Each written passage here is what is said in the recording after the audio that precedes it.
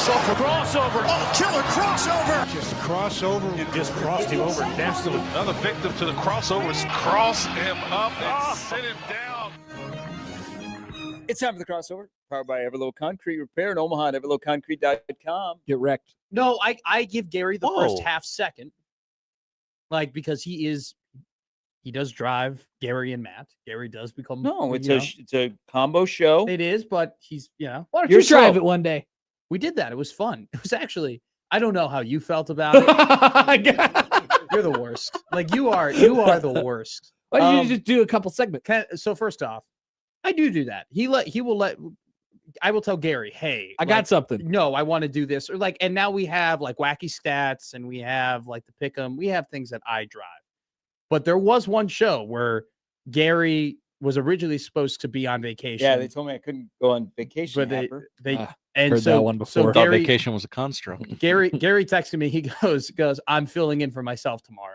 And so he's like, you're driving it. Baby. That's pretty good. So it's like I'm half on vacation. Yeah. So Gary walked into the studio and he was like, I'm coasting, baby. And like just sat down in chair 2. And then it was funny. You're not gonna bring me down off this high. By halfway through the show, I started doing you're listening to Matt and Gary here on 1620 The Sound. I thought it was a good show. Matt and Gary. Whoa. Yeah. That's not the name of the show. I thought it was a good show. Clearly, Gary did not think it was a good show. No, I thought it was a good show. I don't remember much about it, but I thought it was a good show. We talked a lot about John Yurkovich in training camp. That's a good show. Welcome back, Josh. Hey, you're gonna drive Big Red Overreaction this weekend? Yeah. Oh, should be fun. I'm excited for it. Hey, Josh. Yeah, we're just gonna rip through calls. We are just gonna just gonna rip. Isn't that the point of the show? No, more than normal. More like when you and I were together, we rip through calls. When Josh and I are together, we don't rip through them. Oh, Josh hates the callers. I'm not making that claim, but Josh hates the callers. Josh pretty obvious. Callers. Everybody's saying it. Yeah, but he's not fighting back, so he's not denying it. Who, Josh? Yeah. No, Josh Peterson. Josh Peterson hates the callers. callers. Oh, yeah. Josh Johnson's fine with the callers. I love the callers. He's indifferent about the callers. I grew up in caller radio, so I love callers. We love the callers. What did we think of the reaction? The hashtag callers. The fan reaction last night in LA, especially behind the plate while that game was going on. Oh, you mean like Jason Bateman and like Justin Bieber? Mary Hart? Yeah. MLB needs to ban Marlins Man from their stadiums. Well, why? I'm sick of seeing him. I'm sick of him wearing that stupid old ugly jersey. Why does he always have his phone with out? this dumb visor and his camcorder from 1998? Remember when he used to want to come on this radio station a lot? I do. There was a time where Marlins Man was really trying to get out there. Yeah. So did you notice last night? It was early in the game. There were two people directly behind him. They were promoting something. They had hoodies on, and so they were there for like half an inning, and then all of a sudden they just disappeared. Exactly, because that doesn't stand in Manfred land. Yeah. Colonel Sanders is in the background. What is the background there? It has he was in Canada, and all of a sudden Colonel Sanders is at every World Series game. Why is that a bad thing? Not a bad thing, but you just kind of. I might have KFC this week. The only person I want sitting behind home plate that's distracting is a well-endowed woman. What about E40 falling asleep because he's too high? What about Tech That's 9? a good one. Or how about when James Harden and Russell Westbrook were clearly baked at a Houston Astros game? They were rocked at an Astros game. So I've always thought about this because there'll be nights you flip on the Royals game and you're seeing if you know anybody that's sitting right in the camera view behind home plate. Definitely. Would you want to sit there for an entire game where everybody's watching everything you do? You're eating, you're talking, getting up, whatever. So it's not fun. You have experience? I have experience. It was Which game? Let's look it up. Let's go find it. Father's Day. Whoa. 2022. The Cubs played the Miami Marlins. All right. Gross. And we were not directly behind home plate, but when they would do, so Gary knows this, when they would cut to the batter's box, I was right behind the batter's box. All right. So you're holding your phone? It wasn't. Were you on your phone waving? I was wasted. I was like Sunday, June 19th, 2022, the Cubs played the Braves. So it was 2023 then? All right. Let's go. They played the Marlins. Jazz Chisholm was there. Orlando Arcia was there. Sunday, June 18th, 2023. The Cubs played the Baltimore Orioles. All right, now I got to find this. Father's Day is on a Sunday, right? Yeah. Okay. You'd know this. You'd think I'd know this by now. You're As at the College World As Series. a one-time Josh, Father's Day celebrant. So how did you feel? Like, you're okay. Like, Freddie is always a Brave. Not anymore. Whoa. He's a Dodger. He's a Dodger. He's basically So Clayton you Kershaw. didn't feel like a little, hey, I'm glad 2021 Freddie they played the is- Marlins. Oh no, I'm Yeah. ecstatic. It's 2021. Yeah. So it was then. I'll root for him Because I was forever. not 21 years old. Cubs, I was- Marlins, Sunday, June 20th. Marlins, June 20, 2021. You just get a bunch of texts from people that you haven't talked to in forever Sure. and that you really don't want to talk to anymore, you know? And it's just like, I was half friends with you in high school. There's a reason why we're not in that much communication. How close are we talking? I was in the second row right behind the batter's box. And so I think you Righty could- or lefty batter? lefty. So we were toward the Marlins dugout. You can see they're like, I think you can see whoever was sitting. So Going in. Going in. okay, No, look, stop it. stop it. Okay. So we're like here. Oh, okay. We're like here. But when they You're covered up by the score bug. Yeah, no. We're off your screen. Oh, Well, well, but- you're not close enough then. But no, We're no. talking right behind home. We're No, talking like this guy. I know. Well, I haven't been that guy. But when you go to the batter's box. Okay. I told you though what it is. You get on TV and then just a bunch of people you'd rather not talk to text you. Well, And then you have to make small talk with a bunch of people because you don't want to be rude and be like, I'm probably never gonna see you again or hang out with you. Don't you like a little bit of pub? You know, Not don't you- really. Not from some of the people in high school that I would be right there. I'm right there. I'm right there. I'm right there. He did the Leo he's meme right in real there. life. Here's Matt and Jason Hayward. You are hammered. I'm hammered. Why do you think I have my sunglasses so on? hammered. I am Wow. rocked. And All I'm, right, I'm and- gonna tweet this. and picture. I- Please do. and I'm 20. I am not allowed to be drinking. What? Yeah. The Cubs are gonna ban your ass. They took fakes at the 1914 club. Wow. Oh, this picture's too large. Hang on, I gotta make it. Yeah, so but like you could probably find a bunch more. But yeah, when they went right in on the batter's box, I was right there. And so you get a lot of people just being like, you get like 20 texts me like, "Are you at the Cubs game? Are you at the Cubs game? Oh my God." And then the worst part is, Josh, you'll appreciate this. There are people who are like sitting in the nosebleeds, right, at the Cubs game, who like get wind that you're there. And then they want to like meet up with you on the concourse and stuff like that. And it comes back to there's a reason why we're not at the Cubs game together. You tell know? them I don't know why I'd be the one that. Oh, I think you just. Here's- I get the but vibe, yes. I get the vibe you don't like. But this is what you say. You say, That's "Don't you spot see on. my seats, you idiot? I'm not meeting you at the concourse. I'm Yeah, not, no, I'm not but- leaving these. But you got to be nice about it. Also, I could barely walk. All right, I pictures up at No Context 1620. Matt McMaster saying something to somebody in a you. Are you buying a 50-50 raffle or something? Like, who's the guy in the vest? vest, yeah. Who's the guy in the vest? Where? This guy. You're buying something from him, I think. Oh, I think that might be. Yeah, that's a 50-50 raffle guy. You look like Tom Cruise in No. Risky Business. You're or trying to pull a something. Ferris Bueller or Yeah, something. Yes. I look good, man. That was me and my I prom. look good, he says. All right, good stuff. You thought I was lying for a second, by the way. You didn't believe me. I just didn't think you were that. I didn't know if you were that close. But that's not the home plate, the regular home plate angle. Yeah. That's off to the side, the lefty's batter's box. But like I'm right. I'm in frame. Like I am in the shot all game when they go to that camera. It almost looked like you were photoshopped in. And so it's like, let's put Matt McMaster in random places. There you go. At No Context 1620. It lacks any context. Put it on the screen Oh, okay. I could do that. so people who are watching our stream can look at Do you it. think people that don't wear black to the game on Saturday night will get called out by Husker Vision? They should be.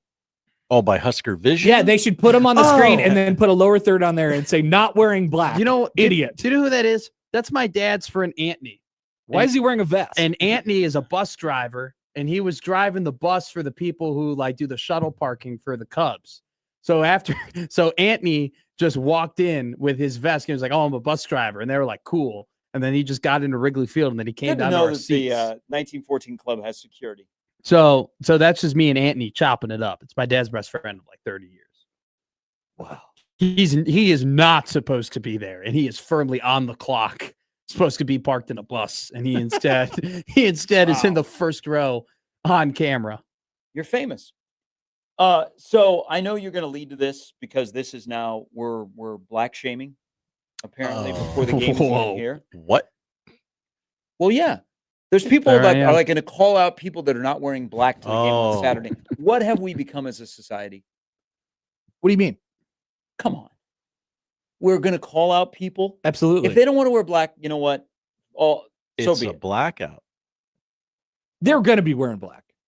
I think because it's cold, people will find a way to wear black. But they're going to be wearing black. if they don't want to wear black, that's fine. Maybe they're superstitious.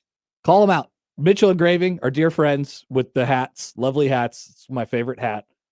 He says, they better be called out. It's a blackout. So you folks. think Husker Vision, when they scan the crowd, will stop at the I think they the should. people that are not wearing black and let people in the stadium react to them? I'll put them in it. I'll put in a good word for Husker Vision. I want you to find all the people who are wearing any other color than black, put them on the screen, and then we all boo them. I don't know. together. I feel like there were people who were fighting ghosts on Twitter yesterday, like getting upset about people who won't wear. There black are like jerseys. 6 people who are like, I don't wear black because it's not one of the colors. Yeah, And whatever. Just Yeah. and too Forget many about and those too people. many people are And fighting Taggy against played those pretty people. well in that game you went to see. exactly. I'm being sarcastic when I'm saying all of this, You better because I be. think it has a chance to like have some traction because the university has gotten behind it and they've been promoting it for a while. Yeah. I think they're going all out too. Yeah, which will help because some people like what, like if you showed up What to if an you Oklahoma City Thunder game and you're like, I'm wearing a purple shirt, but yet your seat there has a blue T-shirt on it. You're probably like, okay, I'll put. I'm gonna throw it on. Oh yeah, yeah. if they give you the shirt, you Yes. gotta wear it. And they're not going to in this case. You're just Yeah. expected to do it because they don't have 85,000 T-shirts to Mhm. spare. It's not How in the would budget. how would you like to be the person that had to go and around the stadium and put 85,000 T-shirts on every Hey, seat? I've seen it. It's very difficult to do 17,000. So it's got to be impossible to But do. why not 85,000. towels? Do towels. Just give You every, think they should give hand out everybody, black yeah, towels? give everybody a towel and just have them wave. That's fun. It's fun to wave a towel at a game. If you It's a did blast. like only the I don't know, East, is Nebraska a towel waving. But there's don't hardly- you, fan base? do you have to be like? Yeah, why yeah. can't you just be fun? Well, Why you can't just have hand out a fun? towel and you cannot do anything with it. there's Yeah. not very many people that are actually on the screen when like the game is happening. Like you would just need Yeah. the lower East side. Just Yeah. You just and that's the TV Real because you're quick. doing it for TV. Let me double back here. What's a towel waving fan base? Like what do you have to It's do? not in our culture. Okay, but We've like, never been a towel. Like, okay, you go to a Steelers. Not a rowdy crowd. The terrible towel is ingrained. yes, And that- I will sure. take my terrible towel to the game and I'm waving the terrible Yeah. towel because they have a moment where they encourage you to wave it and it just But- becomes natural. We've never. But what we're, ma- what- we're what- not the Homer Hankies What makes you look at a crowd and go, I don't think they do well with the towel? because we had a head coach yesterday that had to have a calls to action for people to get engaged and not be Nebraska nice. That's not a towel waving crowd. I think it'd be fun if they gave everybody a towel, and I think the visual. Would I think if be- you tell them to wave towels, they'll wave the towels. That's what I think. That's what I think. If you give them I don't think. First off, I think if you gave somebody a towel when they're walking in, they'd be like, "Oh, what do I do with this?" I don't think they'd be asking. I have a large collection of towels. Matt, this Lo- isn't a large collection. I do standing too. during the game fan base. But just cheer. How about you just cheer? Just all cheer. Just wear black and cheer. Oh, they'll cheer. It'll be a they'll cheer. raucous atmosphere. It'll be Colorado, If- Michigan. The game on. goes the Will, way will it's the tell me- chants supposed break to. out during the game? Go big black. Go big black. Oh yeah. What Go big Hmm. black. What if you show up to the stadium on Saturday night and the end in the middle of the field is black and the end zones are black? Okay. What if that happens? Yes. Yes. What if that happens? No. Yes. Yes. Oh, Yes. that's a good. They should do that. yes. Uh-huh. Any People norm- will not handle it well. Why? Why? It's just good color. It's just good color. Okay. Those end zones have been red for 2 months. I'll be damned if you turn them black. Make them black. They do pop. I mean, anybody that was upset about they pop. The stadium pops. Look, Oh, it maybe really does. maybe not make the end black. Okay, maybe that would be a step too far. Oh, But I'd turn it all black. Well, But- you know, I mean, but head the coach- black end zones. What if they come out to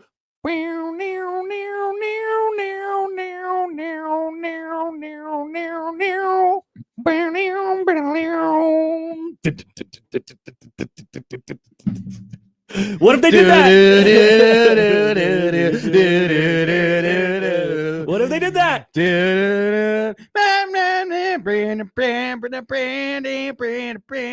Exactly. Exactly. What if in the tunnel walk it opens up and there's Brian Johnson from AC/DC and it's back in black? That would be funny. What I if don't know they? if anybody would get What if it. they did? What if they did Iron Man? I am Iron Man. 78-year-old Brian Johnson here. You can't get Ozzy, unfortunately. No, He's dead. Hey, By the way, that was what so about- impressive. What about Angus? Like he's playing the guitar. They open up and there's the tunnel walk and he's playing back in black. That'd be so sick. It feels expensive. What should Hey, they got Maddie and Tay. what should Sirius be replaced with? Wrong answers only. Paint it black. Hey, the head coach said yesterday, once you go black, you never go back because they're going to do it again. They're doing it once a year. Yeah. Yeah, so that was kind of a cool nugget he dropped. He's like, if you want to wear black on your commit pictures, better be committed. Mm-hmm. So you get a lot of kids who commit and then decommit. All right, you can't have Soundgarden. No. Black Hole Sun. Yeah, yeah. I don't think That would be awesome. awesome. That would. Black Betty. Oh, Oh, Black Man. One of the best black songs. Yeah. No. Careful. Ooh, hey, Black Betty would be a really good song. They have to play these songs, right? Oh, Now- yeah. Now, there's not a lot of new music that has black in it. What'd you get? We got to get Nick to this I game. They'll made play sure- Welcome to the Black Parade. I made sure I Googled best When songs I with the was word A black. young boy. Yeah, you can do that. You can do that. No, God, no, I'm not a loser. Now, what happens Black, if, ooh, black water, keep Hey. on rolling. I don't think that's a good tunnel walk song. I don't think that's a good like hype song. It'd be funny though. I'm running. God, what are the people from USC going to think of us? Keep on shining on me. Keep on shining on us. Yeah, you can do that. Could they write a big check and get Eddie Vedder to perform Black? There we go. Now, Ba might actually ba come to a black sheep, have you any wool? Don't do that. Were you a choir kid? Well, I'm pretty good at singing. You know, Yeah. He's been called the songbird of his generation. Have you been? Yep. You and Adele? I performed in some musicals. Some I got casino ballrooms. I got best black. I looked up best black songs and I did not get. Yeah, songs you gotta that- go. Yeah, the yeah. word. gotta be I don't- specific. I don't think Nebraska's walking out to "Bootylicious" by Destiny's Child. Okay. I think because the timing is off when you're walking in the tunnel walk. I think that's the only reason why. Sure. Well, they are going to turn the stadium over to the youngins. Hell Gonna yeah. be It's people that have about been turning damn their time. tickets in. Maybe the olds will never come back. Men in Black by Will Smith. Oh, No, that wouldn't be bad. Now, I don't you cuss think- in my raps. do you to think it's sell a records. requirement that with the black shirts that because somebody did throw the bones on Saturday? Yeah. they were Oh throwing my the bones. God. Because Time stopped. We were. thank goodness. I Yeah. mean, It's been forever. where did it go? I don't know. People weren't throwing the bones; they were doing their own dance. Yeah, we threw the bones on Saturday. There was a couple of them. After they got that turnover. You ever have the? Thank you, Peyton. Whatever his name was. Metallica has their own whiskey called Blackened. That's and right, they it's- do. and it's awesome. Serve it. It's actually a really good whiskey.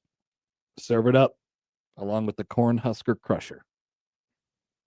Black water. Keep on running. I was so impressed with your acapella there.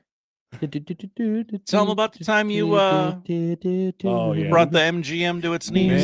Many musical performances to write home about for me. Hey, we are officially a go for Vegas. Like officially in Oh, it. you're going for the Players Era Festival? No. I'm going in April now.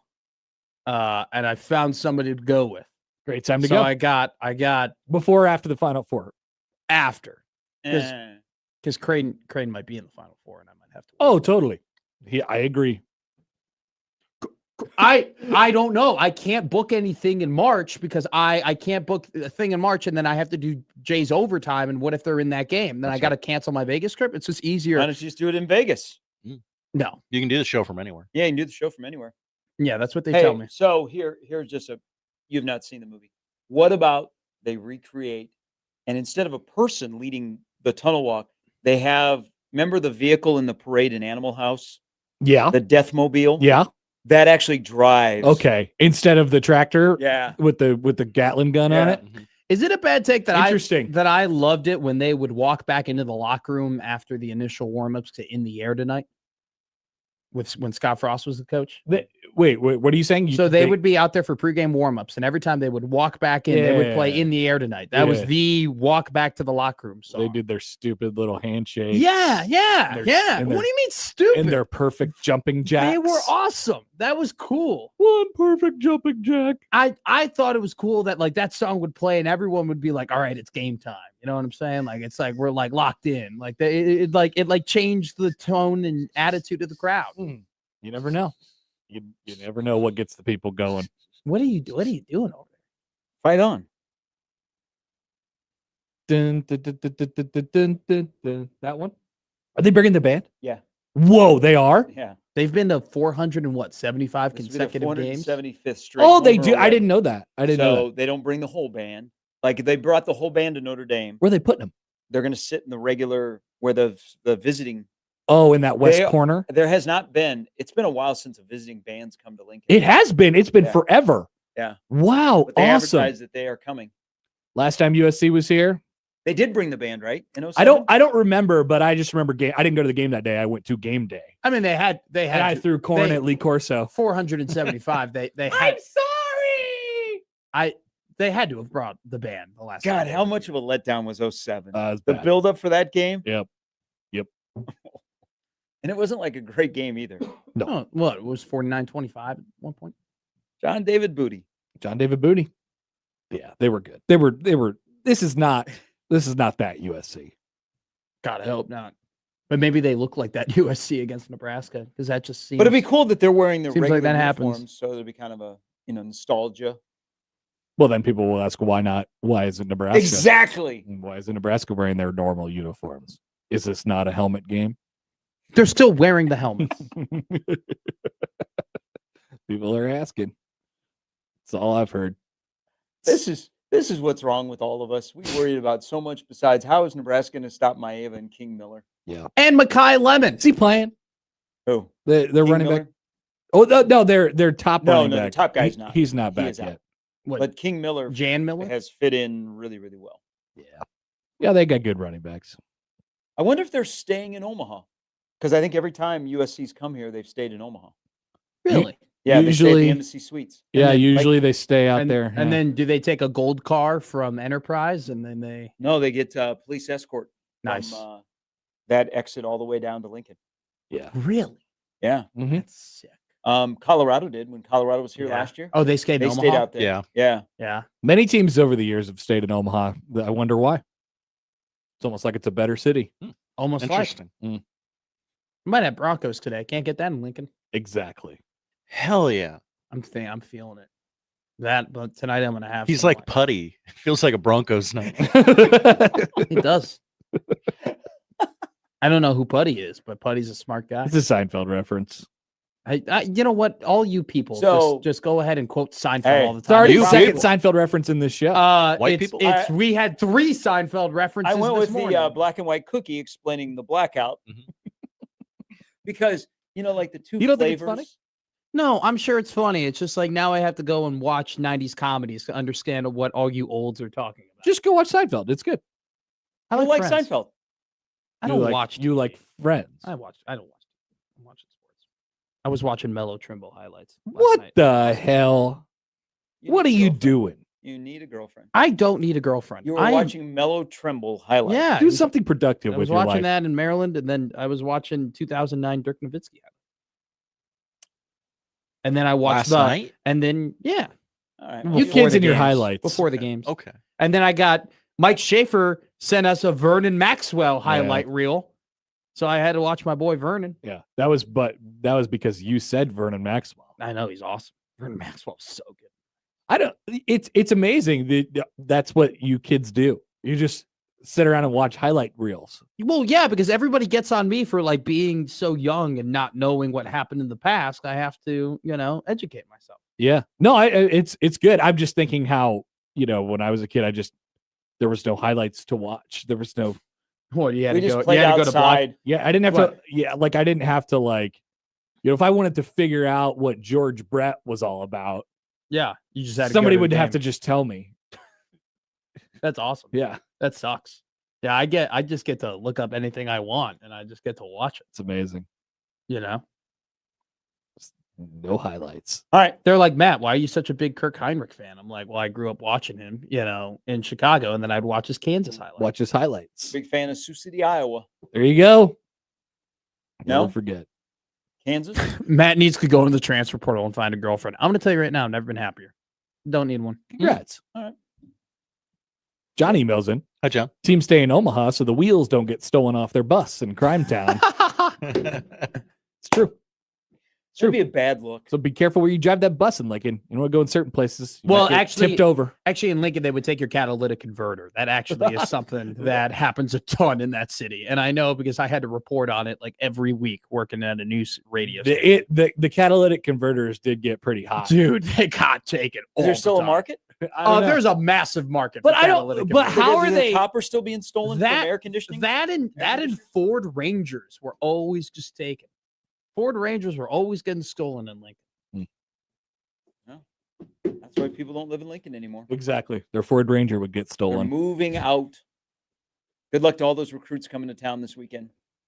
Hope they don't leave their valuables in their Oh, hotel room yeah. when they go to the game. Leave 2 tickets in your hotel room. Come back. There's 4. Wow. You think nobody wants to go? Nobody I'm wants to go to the game. kidding. All right. Well, you guys have a great afternoon. Happy Flag Day. Have you seen Springsteen yet? Today might be a Springsteen I day. have not. Oh, I think I'm going to see Smashing Machine today. What movie is Josh going to tonight? You I got? don't know. Have you- Might stay at home and watch more baseball. Have you Oh, done? Have Have you you, guys heard Baseball of is this baseball good. thing? have you done the DiCaprio movie yet? Yes, very good. All right. See ya. Have a That's the good one. crossover powered by Everlevel Concrete Repair in Omaha at everlevelconcrete.com. It's Tuesday. We'll start things off next. That's the crossover. The Connor Happer Show is next on 1620 The Zone.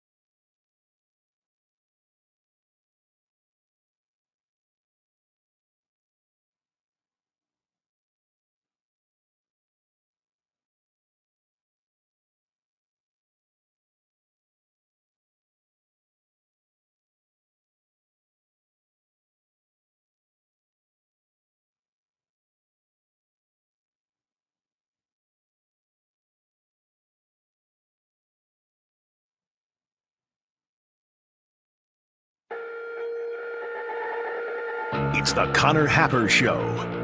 Are we sure we want to do this? Could you, make an announcement that we're ready? It's the Connor Happer Show on 1620 The Zone. All right, welcome in. Happy Tuesday. It's the Connor Happer Show here on 1620 The Zone and on 1620thezone.com. Connor Happer and Josh Odson with you. That's right, and Josh Odson. Hello. Welcome back, Thank Dad. you. Welcome back. Daddy's back, and he's already fixed a whole bunch of things. I can't wait to hear about your very, very fun and memorable time in Independence, Kansas. Yeah, Independence, great town, great people. Mm-hmm. Just a little light fighting afterwards. Allegedly. I don't know. That's just what I heard. I don't know. People are talking. So you can't confirm that? I can neither confirm nor deny. Okay. You can't deny it either. Interesting. Yeah, Josh is back and we are ready to go. Have you heard it's a blackout this week, Josh? I have. I dressed appropriately. You did. I guess I did too, didn't I? Nice. Good job on both of us. We're very on theme this week. Mm-hmm. Last night I had a plan. I was gonna, we're split screening the football game and the baseball game. Football game gets over. I mean, no need to watch it even into the fourth quarter. Really, is just exactly what it was going to be. What happened in that second half? The entire time, nothing really happened the entire game. Super boring Monday Night Football game. I'm like, perfect. I got ahead of some things on work yesterday afternoon, work for the show today. And I'm like, this is going to be good. I got a chance for a couple extra hours of sleepy time tonight. I got a chance. And thanks to the Dodgers and the Blue Space Jays, it was not to be. One less hour of sleep, actually. I made it all the way till 1. Oh, made it all the way till 1. You missed a whole hour of baseball. I missed a whole hour of baseball. And when I woke up to find the final score this morning and what happened at the end of the game, I was happy with my decision / mildly disappointed in myself for not going to bed a little bit earlier. I could have gone to bed after Kershaw got out of the jam. I could have pulled the trigger then because I knew we were going to be in for at least a few more innings at that point because it just felt like that probably was in hindsight. That probably was the spot that was to the go moment. If you were going to go. Yeah, because that was the last piece of real drama before the game actually ended in the 18th inning last night. The Dodgers took a 2-1 World Series lead over the Toronto Blue Jays, and then they have to come back tonight and play right away again. Shohei Ohtani, is he okay? I think he's okay. Some mild cramping last night. Poor Ohtani. Well, as they mentioned on the broadcast, he had been on so many bases throughout the game. Just been on his feet so much. Yeah. He was on base 9 times last night. 9 times, Josh. No one's ever done that before. Nobody has ever done that before. 2 home runs, 2 doubles, and 4 intentional walks, and 1 unintentional intentional walk. Later tonight, Will Klein, Storm Chasers legend, gets the win. After hours tonight, you can, I'm sure, listen to Rob Parker tell you that Shohei Ohtani didn't do anything last night. Can't wait till that show. Yeah, excellent. Today, we'll talk to Allan Bell, driving the line, coming up at 11:30, and an appearance from our dear friend Max Olson. Good get, Connor. ESPN. You should say good get, Josh. You're the producer after all, okay. Josh. Good get, Josh. Good get, Josh. Max Olson, ESPN, will join the show at 1 o'clock. I would like to talk about the coaching carousel. I assume that's why we were having him on. That is why. He also came out with the stop rate just a little while ago, but Nebraska not involved in that situation right now. Also today, NFL reaction, overreaction, and a miscellaneous Josh's bottom 5. We're going to mix it up a little. Yeah, I think the Saints are bad. Yep. The Jets stink. Even though they won, congratulations to them. Yep. It was probably the best game of Sunday. Yeah. It's probably the best game of Breece Sunday. Hall threw a touchdown? He did. I watched a game-winning touchdown? I watched it with my own eyes. A game-winning kind of touchdown. They got the 2-point conversion on a crazy play after that as well. But yes, we'll see what Josh wants to make fun of in Josh's bottom 5 coming up at 12:45 today.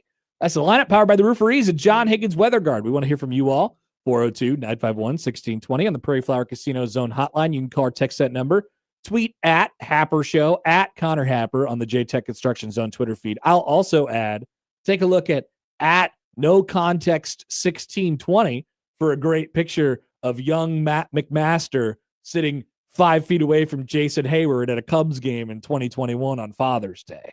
It's pretty great. It is. It's a clear shot. I was like, oh, I hope we're not overselling this. It's like, yeah, are we really going to get a clear shot of this? And we did. Yeah, he was back there. And you can email Connor, Josh Show at 1620thezone.com on the Equitable Bank Zone inbox. We say good morning to the YouTube streamers today.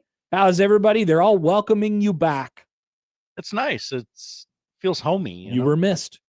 Well, and it's very interesting. We have, I want to highlight a YouTube comment here from John Jacob Jingleheimer Schmidt. Hi, John Jacob Jingleheimer So Schmidt. at the beginning of every week, John Jacob Jingleheimer Schmidt says, I think Nebraska should win 62-3 and anything less than that, and I'll be disappointed. This week, he says Nebraska 29, SC 28. What's up with this? Whoa. Where'd this positivity come from John Jacob Jingleheimer Schmidt? This is odd. I don't know what's going on. Something in the water. You show the occasional competency, and people are going to start believing in you. Huh. They got a little bit. They got like 6 or 7 games of competency and 1 game of incompetency. And I don't know. We'll roll the ball out there on Saturday night. We'll see what happens. It's a blackout, ladies and gentlemen. Text us all your black songs. Yes, we need them. We'll get them to the Husker Vision team. Yep, we'll send it right up. I have a question, a bigger picture question about Nebraska football today. We'll also hear from Matt Rule, a couple clips that he had yesterday. Josh didn't get to hear those, so it'll be good to catch Josh up. We'll talk about the baseball game here in just a couple minutes, and then I have a coaching carousel question that will live outside of the conversation with Max. I might ask him about it as well. But why would Dan Lanning leave Oregon? LSU fans are sick. They are absolutely disgusting. They're like, you know what? I want Dan Lanning. I'll bet you do. You cannot have Dan Lanning. You can't have Dan Lanning. Oregon, much better job than LSU. Yeah. I don't know about much better, but better. Better. You're in a pretty good situation, Dan Lanning. So you're trying to take our Dan Lanning from our Big Ten. That's right. That's our guy. That's our guy. And the Big Ten needs more dudes like him, kind of trash talking, but with that wink in there. Yeah, Big Ten is going to keep on Dan Lanning. May I play devil's advocate just so we can get some of the comments out of the way? Sure. You could win a national championship at LSU. You can also win one at Oregon. No one ever has, Connor. It turns out you could also win one at Indiana. Oh, yeah. Boy, collision course. Whoa. Whoever said conference championship games were dead? Ohio State and Indiana is going to be pure cinema, as they say. All right. So welcome to the show today. We are happy that you have decided to spend your morning/afternoon with us for however long it might be. Even if you're like O-Trips, just stopping by for 2 seconds before he goes to school. Hope he packed a lunch. Yeah. It's wet and rainy out there today. So everybody, we thank you for being here. Let's get to the baseball from last night. I have a couple of things to say about the 18-inning long baseball game. Oh, there's a conversation probably to be had about Ohtani. There is a conversation to be had about simultaneously baseball being at its best last night for a variety of different reasons and also being incredibly annoying at the same time. We'll do that when we return. It's the Connor Happer Show on a Tuesday on 1620 The Zone.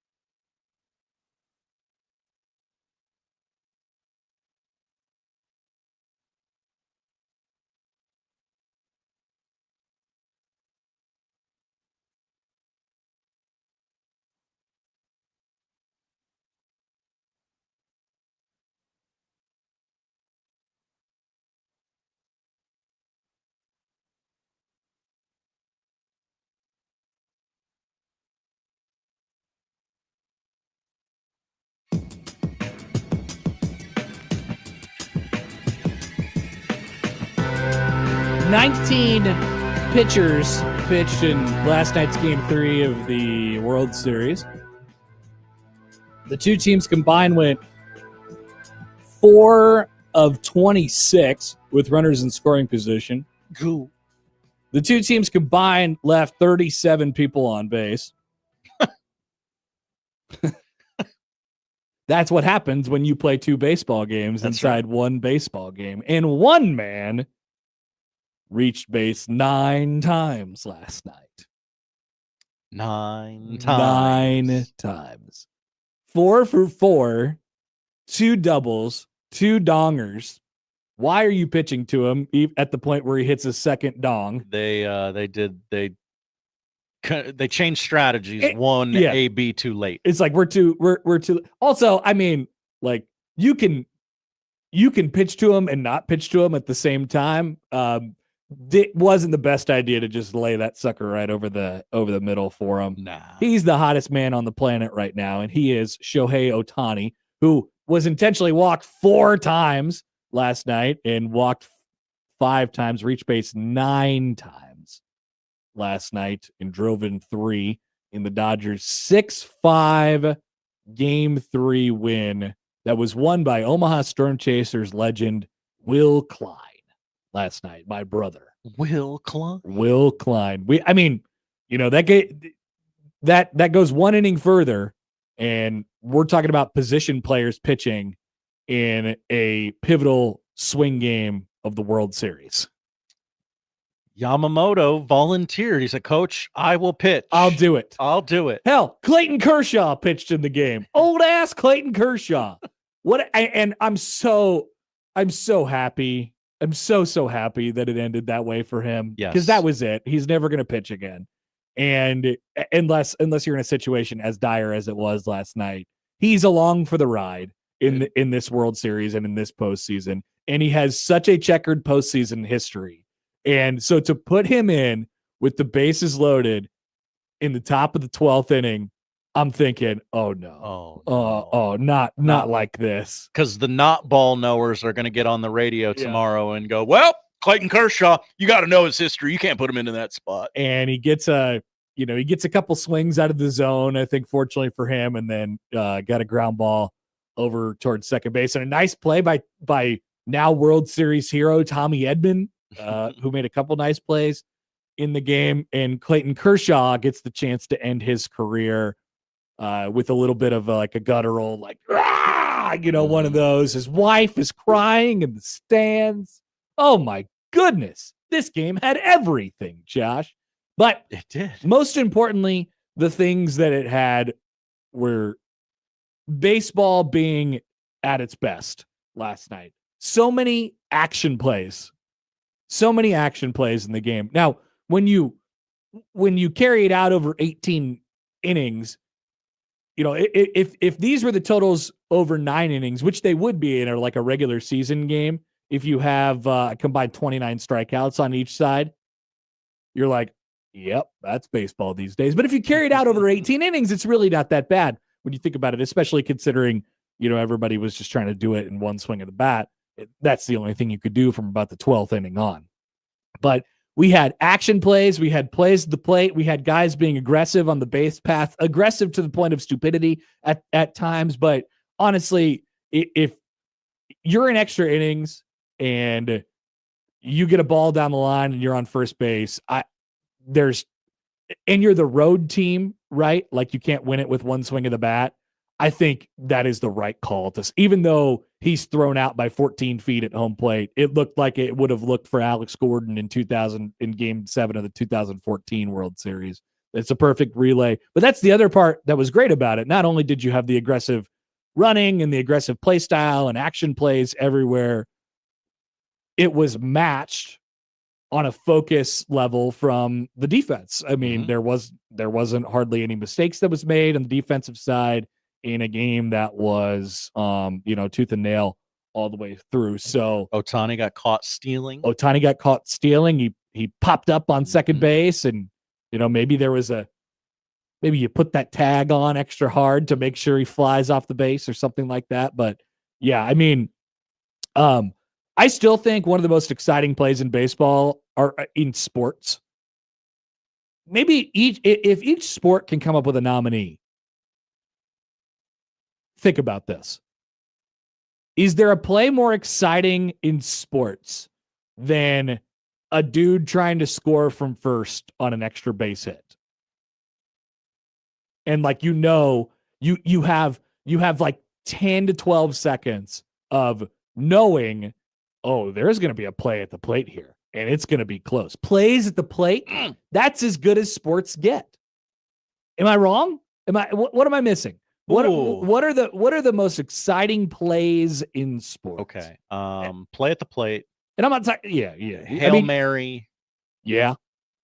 Hail Mary. Yeah. But Hail Mary has a greater than 80% chance to end in disappointment. Sure. Right. Absolutely. On a play at the plate, there's 100% chance that it's going to end in something exciting. Mm-hmm. Either the guy's out or the guy's safe, and either way, it's awesome. Right? Wow. What else would go in this category? Like a half-court shot a half-court buzzer beater in basketball. Penalty shot in hockey. Oh, good one. Penalty shot in soccer. I mean, those are pretty fun. But there's like a 90% chance that goal's going in.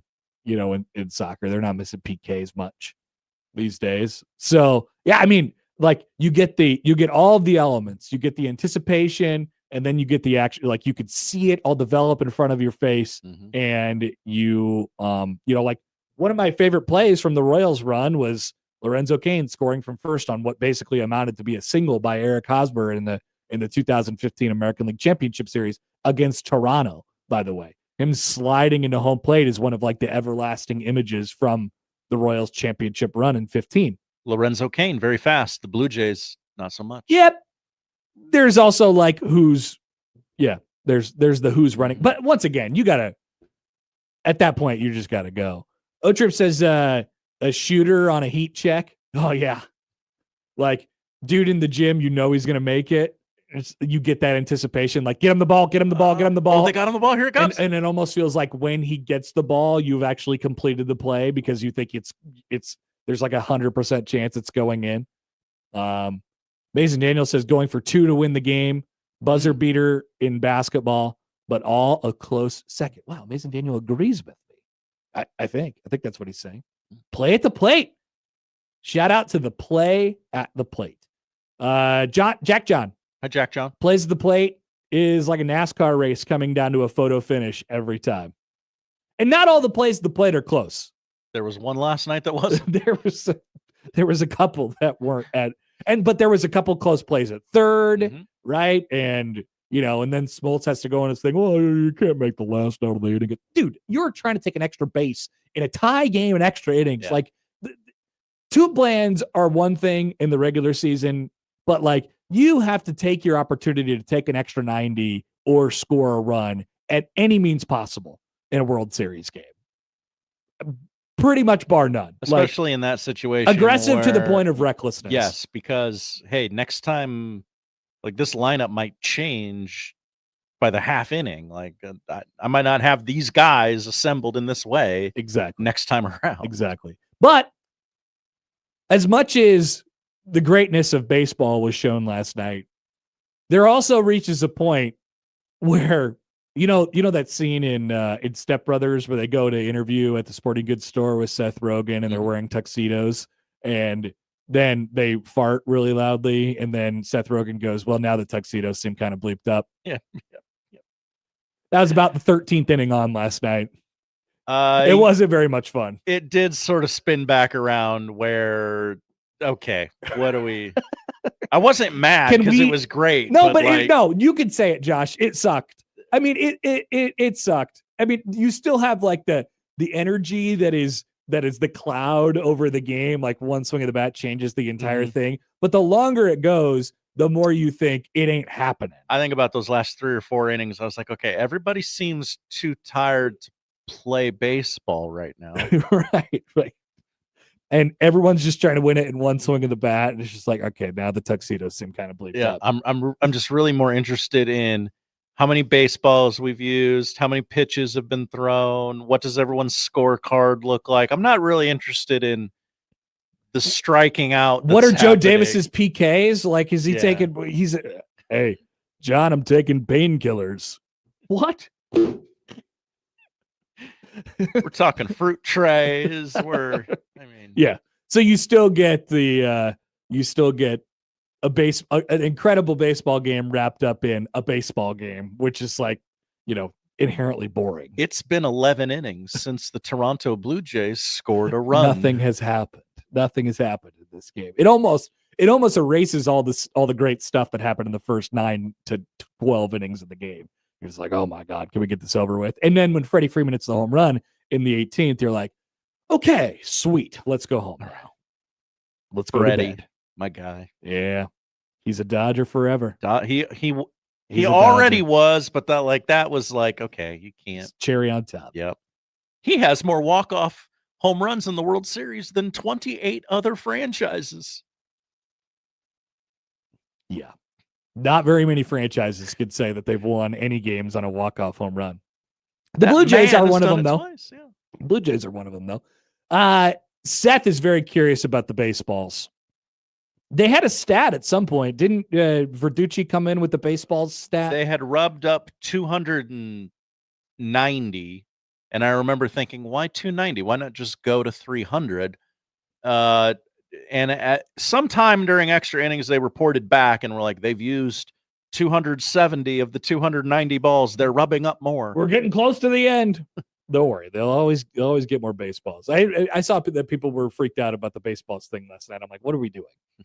I was more interested in how many times I was going to have to watch the scammers commercial, the commercial for the scammers show, the ads for Barstool, and the Johnny Knoxville Fear Factor. El Presidente can't complain that they're not promoting Wake Up Barstool anymore because they promoted the hell out of it last night. They most certainly are. And at this point, I kind of thought about getting strapped up and going to chase some scammers last night. After I was so jacked up after the game, I want to get these guys. We got to nail these guys, man. That little old lady. They stole all her money. You went Mark Ruffalo in that one movie. Spotlight. We got to nail these guys, these scumbags. That was Josh. That was Josh watching the scammers promo last night. My wife woke up at 1 in the morning. They can't keep getting away with it. She woke up to go to the bathroom and she comes out to the living room. And she goes, are you watching this game again? No, it's still going, honey. The same game. Pedro says, exciting sports play. Hi, guys. A knockout punch in the last round of a championship fight. Ooh. Yeah. When it gets down to the last round of a big boxing match and you're like, I don't know who's going to win this. Somebody needs to knock somebody out. And then it happens. Yeah, that's a good one. That's a good one for sure.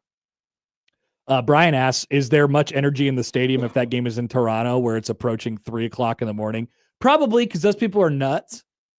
But because it's like that's rare for them, right? Like they still haven't, won it in 30, however many years.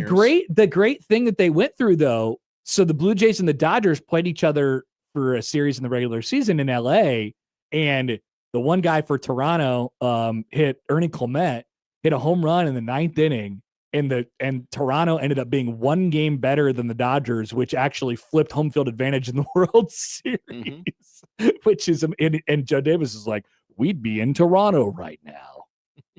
Like, thank you, Joe. Appreciate it. Also, John Smoltz, shut up. Not good at talking to humans. No.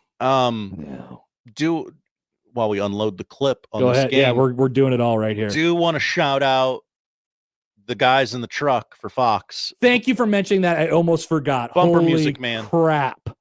Nobody, as hot as Shohei Ohtani is right now, bump music guy's hotter. Poll question. Freebird. Freebird. Tomorrow from Annie. All night long. Lionel Richie.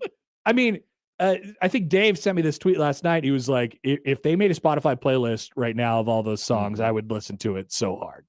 And 100%. 100% I would. That guy was sizzling hot last night. He was like, you know what? It's It's a 12th inning of a World Series game. We ran out of stuff that Fox made me play. So it's my time now. Yeah, I don't have to play like Elton John because he played at Dodger Stadium. Like I don't have to play. All of our Here's Justin Bieber, so I have to play Baby. All of our quotas have been met, and now it's my time. We just got a real look into the heart of the bump music guy. Somebody, the Athletics, got to find him for an interview or something like that. Oh yeah. Said, what were you cooking? Poll question up at Happer Show: who's hotter right now, Ohtani or Fox bump music guy? Love it. Please vote at Happer Show on the J-Tech Construction Zone Twitter feed. All right, we'll be back. They'll play again tonight, and Ohtani will pitch. He's going to pitch, and he'll probably pitch very well. He's going 9. He's not going 9. He can't go 9. They won't let him go 9. Ohtani in pitching, he's got like 82 good pitches at him. However long that lasts him, we'll see. He might punch out like 18 guys or something like that. But yeah, it's going to be good tonight. It'll be the show. Mm-hmm. And it could be a good game to watch. They're all good games to watch, but like could be higher scoring. Maybe, but it's Ohtani. Well, yeah. But the bullpens are definitely dead. Mm-hmm. We'll be back after this on the Counter Happer Show on 1620 The Zone.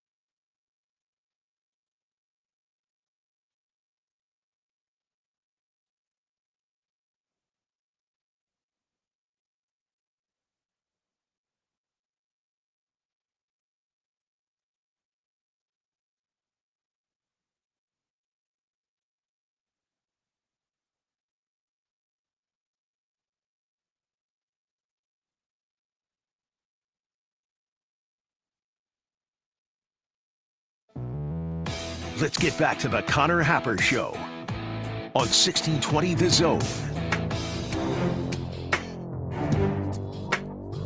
I just had Josh check out the World Series MVP odds. Shohei Ohtani, minus 380. Yeah. As Billy Bean would say in Moneyball. Yeah. Would you have drafted me in the first round? I would have taken you as a 9th rounder, no signing bonus. You probably would have gone to college. Yeah. Pack your bags, Pete. I just bought you from the Cleveland Indians. What a movie. Baseball. Shohei Ohtani is plus 17,500 to pitch an immaculate inning tonight. Okay, Josh is looking at the psycho stuff. I like it. John Jacob Jingleheimer Schmidt in on YouTube. John Jacob Jingleheimer Schmidt. I can't believe we are talking about baseball. Don't you guys have any pride? We should be talking about the state-of-Nebraska- related sports. Let's see. Is there any Nebraska ties to the World Series last night? Mark Walter owns the Los Angeles Dodgers. And now Where the did he go to Lakers, I school? think. He went to Creighton. Whoa. Is that in the state of Nebraska or not?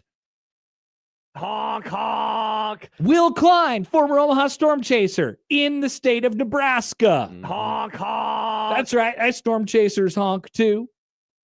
So take that, John Jacob Jingleheimer Schmidt. This is Nebraska. They're calling it the Nebraska World Series. It's basically that. Oh. I don't know about any Toronto guy. Alan Roden did play for the Blue Jays earlier this year before he got traded to the AAA Minnesota Twins, sadly. So that was almost a honk. Alan Roden, where did he go to college, Josh? Well, Creighton? Nailed it. Exactly. Nailed it. It was one of 3. It was all over that one. You got that one perfect. Matt Rule.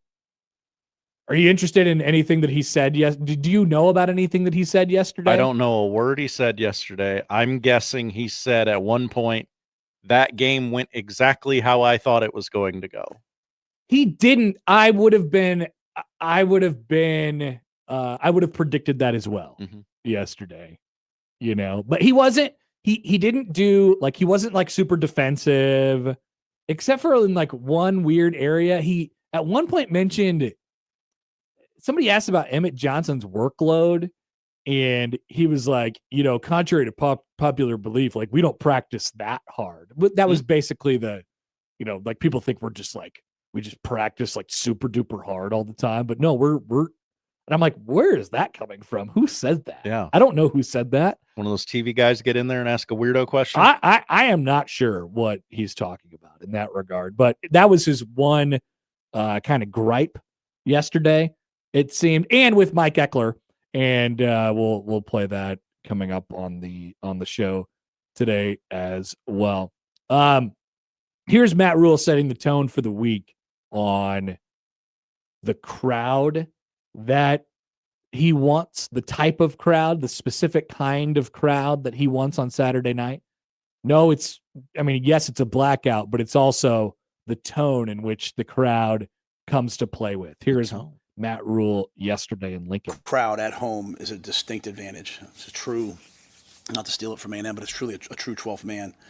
And, I'll be honest with you, I'll be careful what I say here.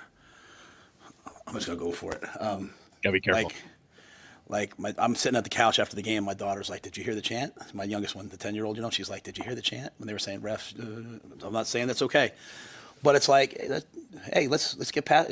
We're Nebraska nice. I get all that, but let's have a real game day environment. That was an unbelievable game day environment in a battle where we're the game's coming to start kind of slowly, the lead evaporating, and our crowd last week just kept amping it up and amping it up and amping up. That was a difference. That was a different crowd than 2 years ago. You know what I'm saying? And so our crowd's awesome. And, it's a night game. I think it's going to be an electric atmosphere. All that being said, it will still always come down to blocking and tackling. If our defensive end turns sideways to try to knock the tight end over instead of doing his job, keeping his outside arm free, if we dive at people's ankles, if we don't have our head up for run-throughs, then none of it matters. But, the cadence, the snap count, in Minnesota, we had to go silent the whole game. It was just really, really, really loud. A lot of these teams are going to come in and try to clap, but our crowd can be so loud that they can deafen the clap if they want to. You know, I mean, like you can't clap. Like we tried to clap at Iowa last year, and we clapped the whole way at Iowa till the fourth, like the last drive, and then we had to go silent because it was just we couldn't even hear the clap. That's how loud it was, and they got it sack fumbled to end the game. So I think I know our crowd can do that. But all that being said, they're an excellent football team and they're fundamentally sound. But yeah, our crowd will be awesome this week. Hashtag deafen the clap, he says. That's what we're looking for. Hashtag deafen the clap. He wants it nasty. That's what I'm talking about. Did you hear what he was referencing? So he was very close. He said, "I'm gonna go for it." He didn't go. He didn't go for it. He should have gone for it though. He should have said, "Did you hear?" Because everybody else did when the fans in the stadium during the Northwestern game were chanting, "Ref, you suck." Ref, you, like loudly. Mm-hmm. Ref, you suck. Ref, you suck. What he should have said is, "I like that. I think you should do it more." And you say, "No, but not saying it's okay, But he should have said, "I support you guys." Do that. But that would, of course, lead to a hostile work environment for our Zebras, which is probably not, you're not putting the refs in a great position when you do that. You probably don't put yourself in a position to get very many calls when you say stuff like that. So I get it. But it's clear that's what he wants. He wants some nasty. What did we say about the Colorado game last year? It was going to be nasty. And it was. Oh, it was nasty. He wants you to drink in the parking lot before the game. And did it not? I mean, like Nebraska always has a great home field environment, right? Mm-hmm. Especially in moments where you need them to be good. But that is not what Matt Rule is talking about. Matt Rule is talking about how it was, and the two most recent examples are 2024 Colorado and 2014 Miami, when long before he was here, where we want blood, right? And those are the type of environments that don't need a good thing to happen for people to make a difference in the game. What Nebraska did in the Colorado game, blitzing them, to start. I'm not talking about like actual blitzing. I'm talking about like, being up 21-0 in the flash of an eye, basically 14-0 at least in the flash of an eye. That was precipitated by the crowd and by the environment of that game. Nebraska getting off to a good start was in part because of the crowd, not the other way around. Not the team playing well. It's like, we'll see what we get into today. No. Shedeur Sanders got sacked on 2 of his first 3 dropbacks. Nebraska went down and immediately scored a touchdown. I guess they punted, I think, once, and then, got right back at it on defense, got the pick 6. And that was because of the environment, partly because of the environment that they played in. That's what he's asking for on Saturday night. Now, this is fascinating because all of the, you could think of, I always have a hard time of when to like the line of delineation is like, is it 10 years ago? Is it 15 years ago? Like whenever you want to make the line, like maybe Big Ten era Nebraska. Think of the biggest games in Big Ten era Nebraska, the biggest environments, best environments at home, Big Ten era Nebraska. They're almost all September. They almost all took place in September. Yeah. Right. And there's a different vibe about it because, Oregon 2016, Miami 2014, Colorado 2024, they're all non-conference games. They're all like, oh, I have blood feuds with these teams, like I want, except for Oregon, but that was just a big game. Right. There's this air when you play those games in September of like, oh, everything is still on the table. I'm so excited for whatever we're going to get into this season, and anything is a possibility. This team could be really good, and I want to help our team, get to that point. Now, I think it's very interesting and fascinating because you have been through the wild swings of emotion during the season. You have seen how bad this team could be. You've seen how good this team could be. as well. And maybe how it comes out is, I don't necessarily I'm not in love with this team. I don't get the sense that people are in love with this team, right? It's always Yeah, something. that's fair. That's fair. It's always something every week. But here we are. Saturday will be November 1st. And if Nebraska wins this game, they will be forced to believe, right? They'll be forced to be like, all right, well, we're doing this. Go 7-2, go back inside the top 25. You have a chance to get 45 different monkeys off of your back, and you have been through some ups and downs of the season already. And so I think that has led a little bit to the tamped down nature of this week. Like, Nebraska comes off a win on Saturday. They're going into November in position, and you would think it was, you were in between the Akron and the Houston Christian week. It's like, what do they need to, it's all about that. No, we're ready to get hurt again, but also Matt Rule is trying to direct your attention to the other team. He's trying to say, look, they're good, and we need to beat them. This is the hump that we need to get over, and so we need to pull out all of the stops. The hump game. All of the stops for this game. So I think, I don't know, as we go on throughout the week, the call to action there, I think it was important from him. And as we go on throughout the week, people will convince themselves of more and more and more and more. But, doing the show yesterday was, and listening to Big Red Overreaction on Saturday, it was just like, yeah, nice job, man. Good win, I guess. Dylan kind of sucks. I don't know what the deal is with this guy. I don't really like him all that much. And, we talk about the same conversations we normally have, but Matt Rule wants it to be about the game this week. And he wants the Nebraska crowd to be able to be not just a difference maker, but a launch point for Nebraska football on Saturday. And it's been a long time. It's been a long time since they've had anything close to that in the month of November. I suppose Black Friday notwithstanding. Black Friday is always a different energy and a different crowd, like Iowa, Colorado. Those games are always weird and different. It almost feels like a postseason game in a way, or a standalone game in a way that doesn't even count for the season.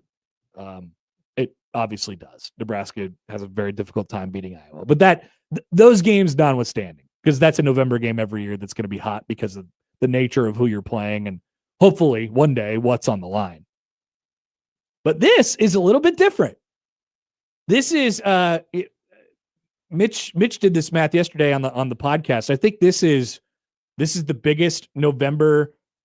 This is the biggest setup for Nebraska November game that they've had since at least the 2016 Ohio State game. That was on the road.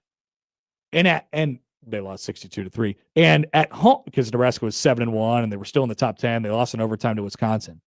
And at home since the 2013 Michigan State game, which I believe was also a night game. I know it ended at night, but this is sort of rarefied air around here for Nebraska football in recent years as far as home games and their environment. It really is. I hadn't thought of that because every game feels big to some extent. Right. But this one is actually big. Yeah. There's something on the line. So, all bets are off. Untether yourselves. Oh, wow. Untether yourselves. Now who's calling to action? It's time. Last year going into the Colorado game, it was time to untether yourself. I think it's time again to untether yourself. You've been so tethered. And if Nebraska hadn't played the way they did against Minnesota, we'd already be unglued. We'd already be untethered. Mm-hmm. But they did. And so now that's in the back of your head and you're like, "Oh, well, that's in their bag." That could happen. That could happen any game. That could happen in theory. And like I said before, I don't get the sense that people are super in love with this team. And that plays a factor into what kind of environment you get. But Let's do it. And I don't want to hear nobody talking about not wearing black. This is just ridiculous. Just stop. You're not doing anything by saying that. Just stop it. Please. I like that stance. Good by you, Connor. You're not doing anything. Oh, there's gonna be 84,999 people in there, and you're gonna be the only person wearing red just because this is my lucky shirt. You hold it near and dear to your heart. Give me a break. Join the club. Weirdo. Don't be weird. You got a black shirt. Put it on. Don't be weird.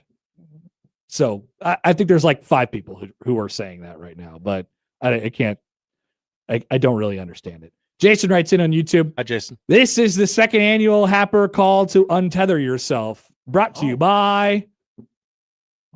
Could be you. Could be you. Okay. Here's something interesting. What do you got? I'm multitasking behind the scenes. What are we cooking, Josh?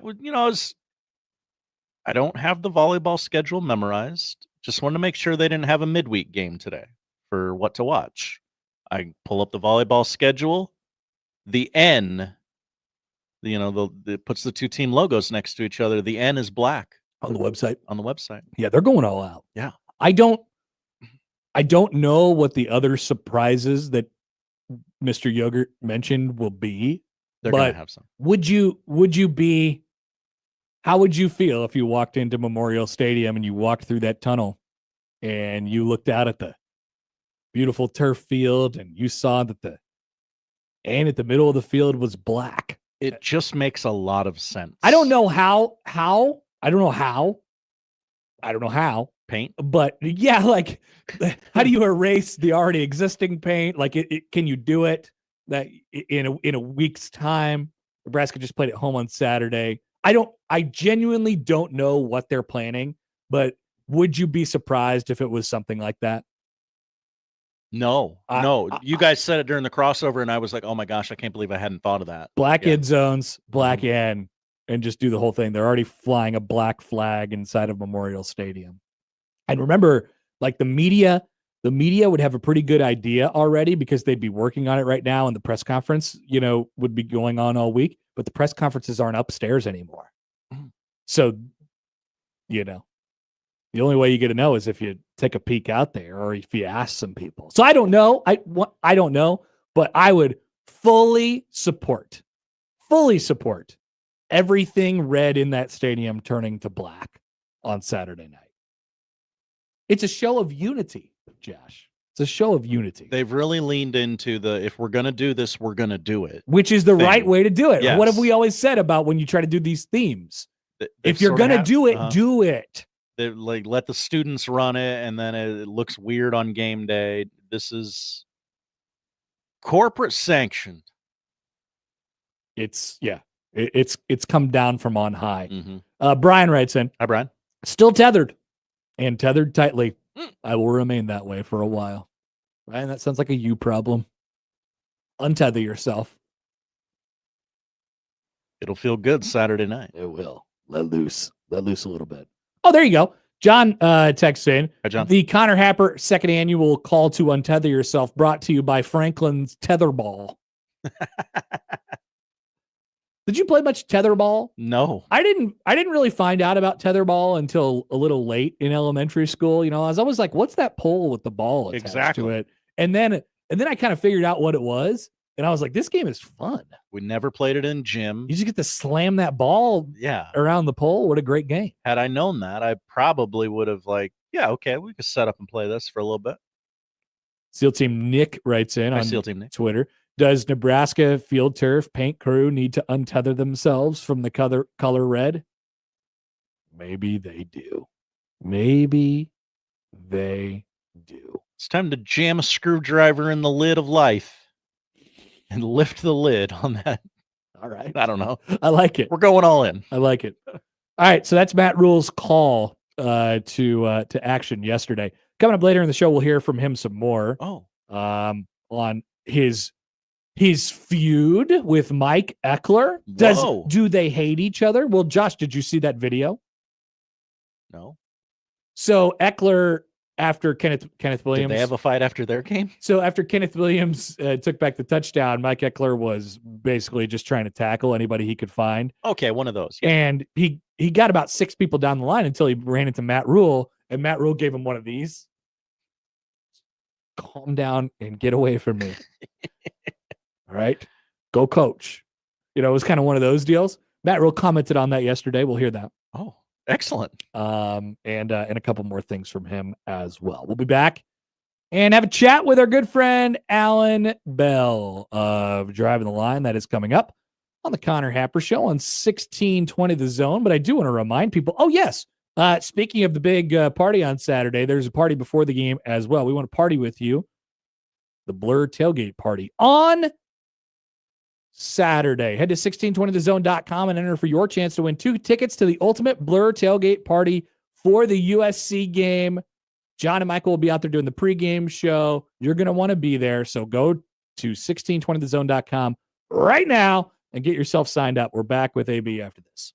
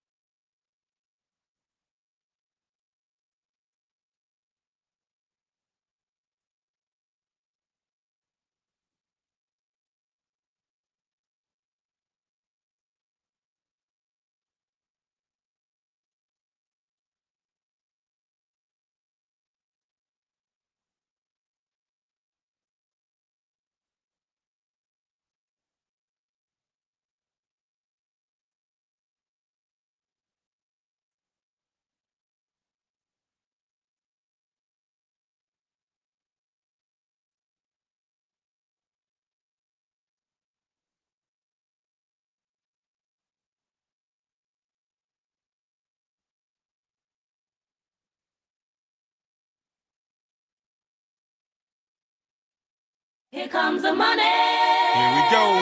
Money talk. Here comes the money. Money, money, money, money. Allan Bell, the AB3, on the Connor Happer Show on 1620 The Zone.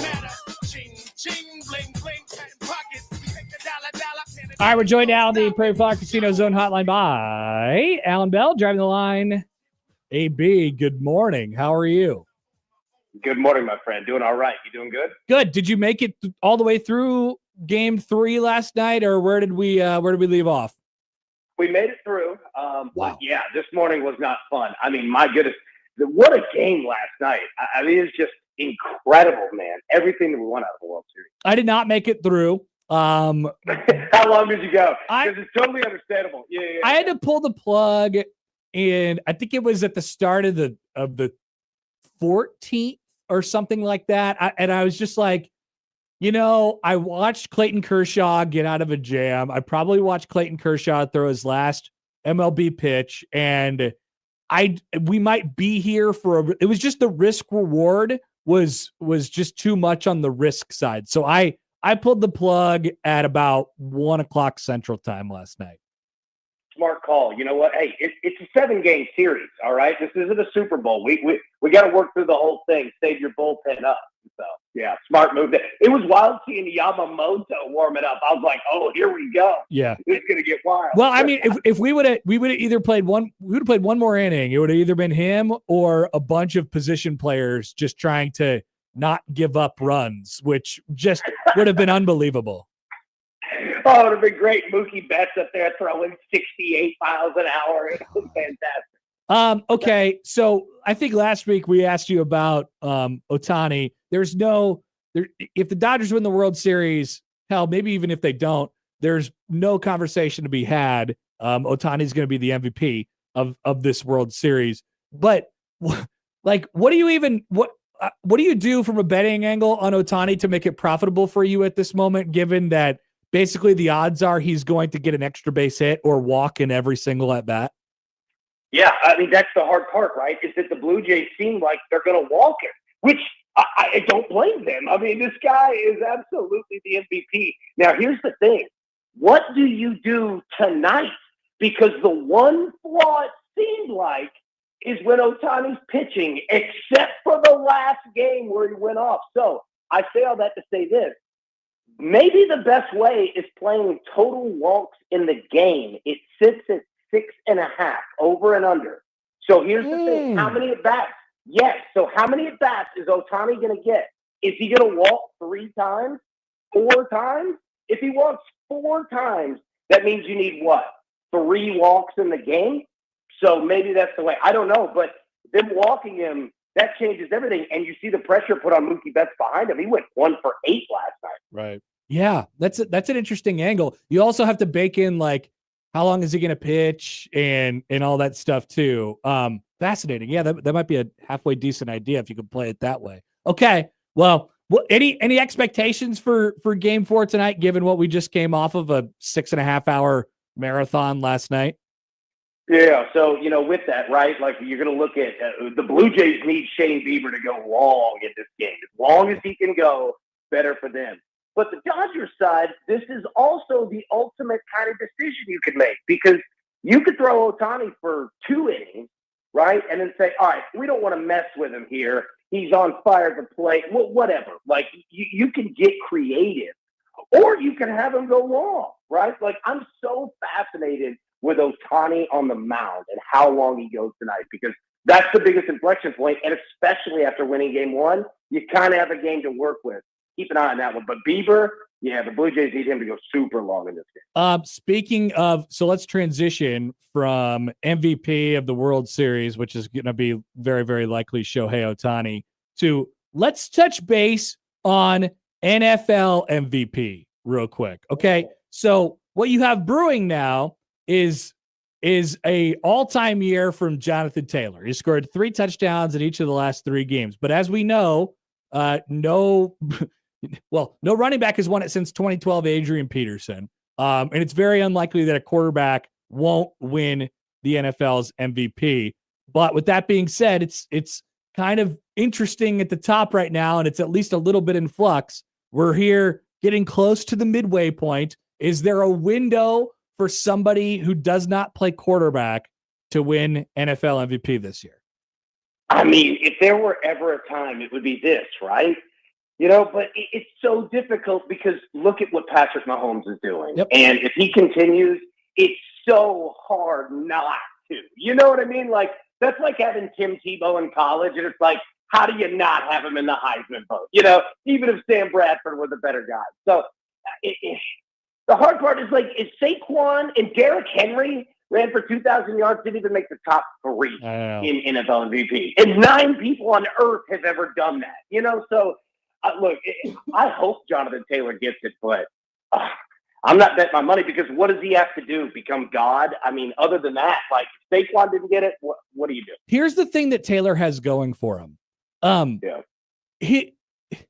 Although his quarterback should be getting more love, Daniel Jones, he just doesn't because he's named Daniel Jones. And so when you look at those, some of the running backs that you just mentioned who have been like clearly the best players in the league, a lot of times they're viewed through the prism of like, oh, well, their quarterback is like, you could, I don't know that you should, but you could make the case that Taylor is, the one-man wrecking crew in this, and he's not doing it behind Lamar Jackson. He's not doing it behind Josh Allen. He's doing it behind Daniel Jones right now.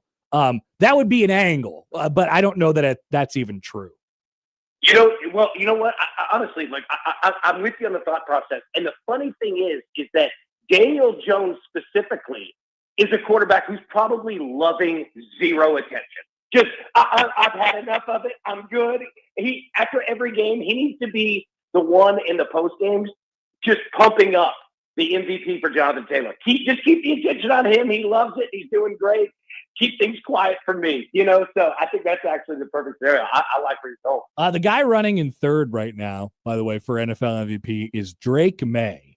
We may have touched base on this before. Are we all the way in on the Drake May train right now? Oh yeah, big time. I'm all in on that. I'm all in on Mike Vrabel. Like, this Patriots thing is working, man. It absolutely is because Mike Vrabel knows what he's doing. Come to find out, he does. So yeah, I'm all in on it for sure. Yeah, that's it's working out quite well. I mean, they might be. We'll talk about this a little bit later on in the show, but I'd like your thought on this. Are the Patriots like a threat to the Bills and the Chiefs in the AFC? How do you view them right now from a team perspective? Mike Vrabel wants all that smoke, and it reminds me exactly when he came to Tennessee, and he immediately went to the AFC Championship. Like, this guy just gets people to believe, man. And look, he's already beaten the Bills once. He's already done it, right? Like, this guy is ready to go, and the players love playing for this dude because they respect him as a former player, and he talks to them like a player because he knows what they're going through. He doesn't wear people out during games.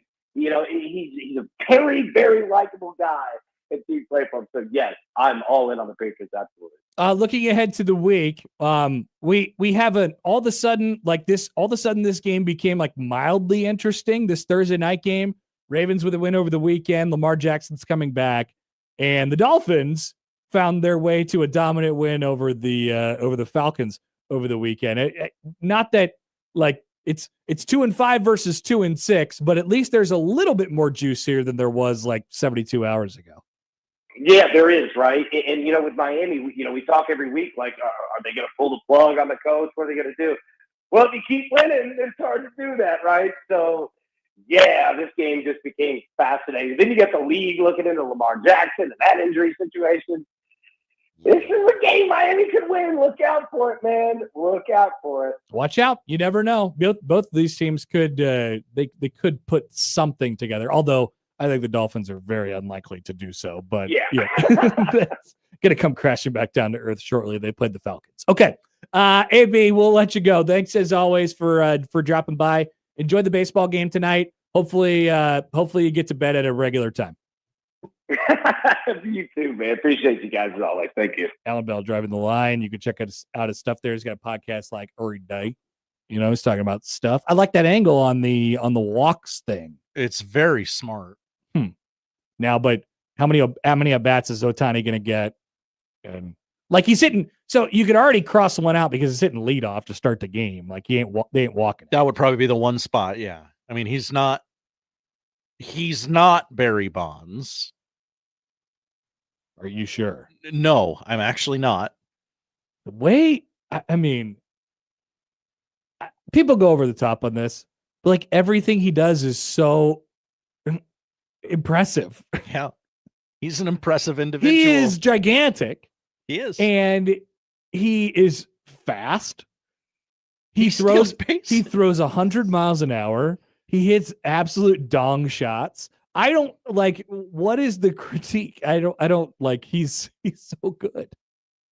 He's so good. He framed his interpreter for gambling, allegedly. Ooh. He got away with illegal. Yeah. We've all seen the tweet. Yes, baseball should let him gamble. He's that good. He's Otani. We need him. We need him. All right. We'll be back. Josh has the odd news after this. But first, speaking of,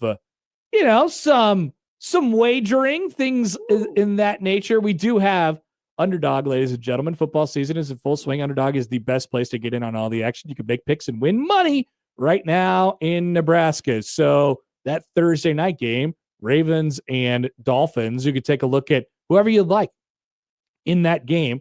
Pick their higher on touchdowns, rushing yards, receptions, whatever it might be, receiving yards, or lower, of course, as well. If you're a Debbie Downer, you can play that. Get your picks right. You go up to 5,000 times your cash. So take a look. There's plenty out there for everybody, whether it be football on Thursdays or heck, baseball, of course, as well. Tonight, basketball going on too. Download the yacht today. Sign up promo code HAPPER1620. Score $100 in bonus funds or bonus entries. When you play your first $5, promo code HAPPER1620. Underdog, make picks, win money. Must be 19 plus and present in Nebraska. Terms apply. See assets.underdogfantasy.com/web/play and get terms _DFS_.html for details. Concern with your play, call 1-800-GAMBLER or visit www.ncpgambling.org.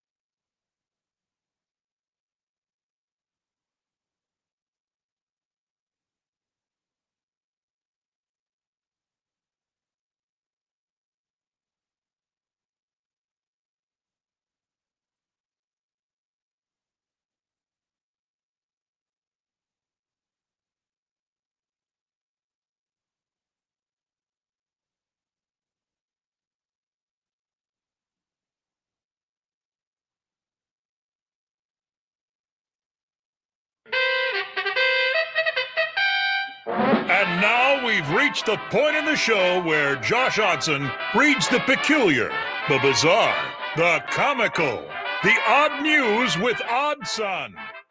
Odd news, Odd Son. See what we did there? The odd news with Oddson.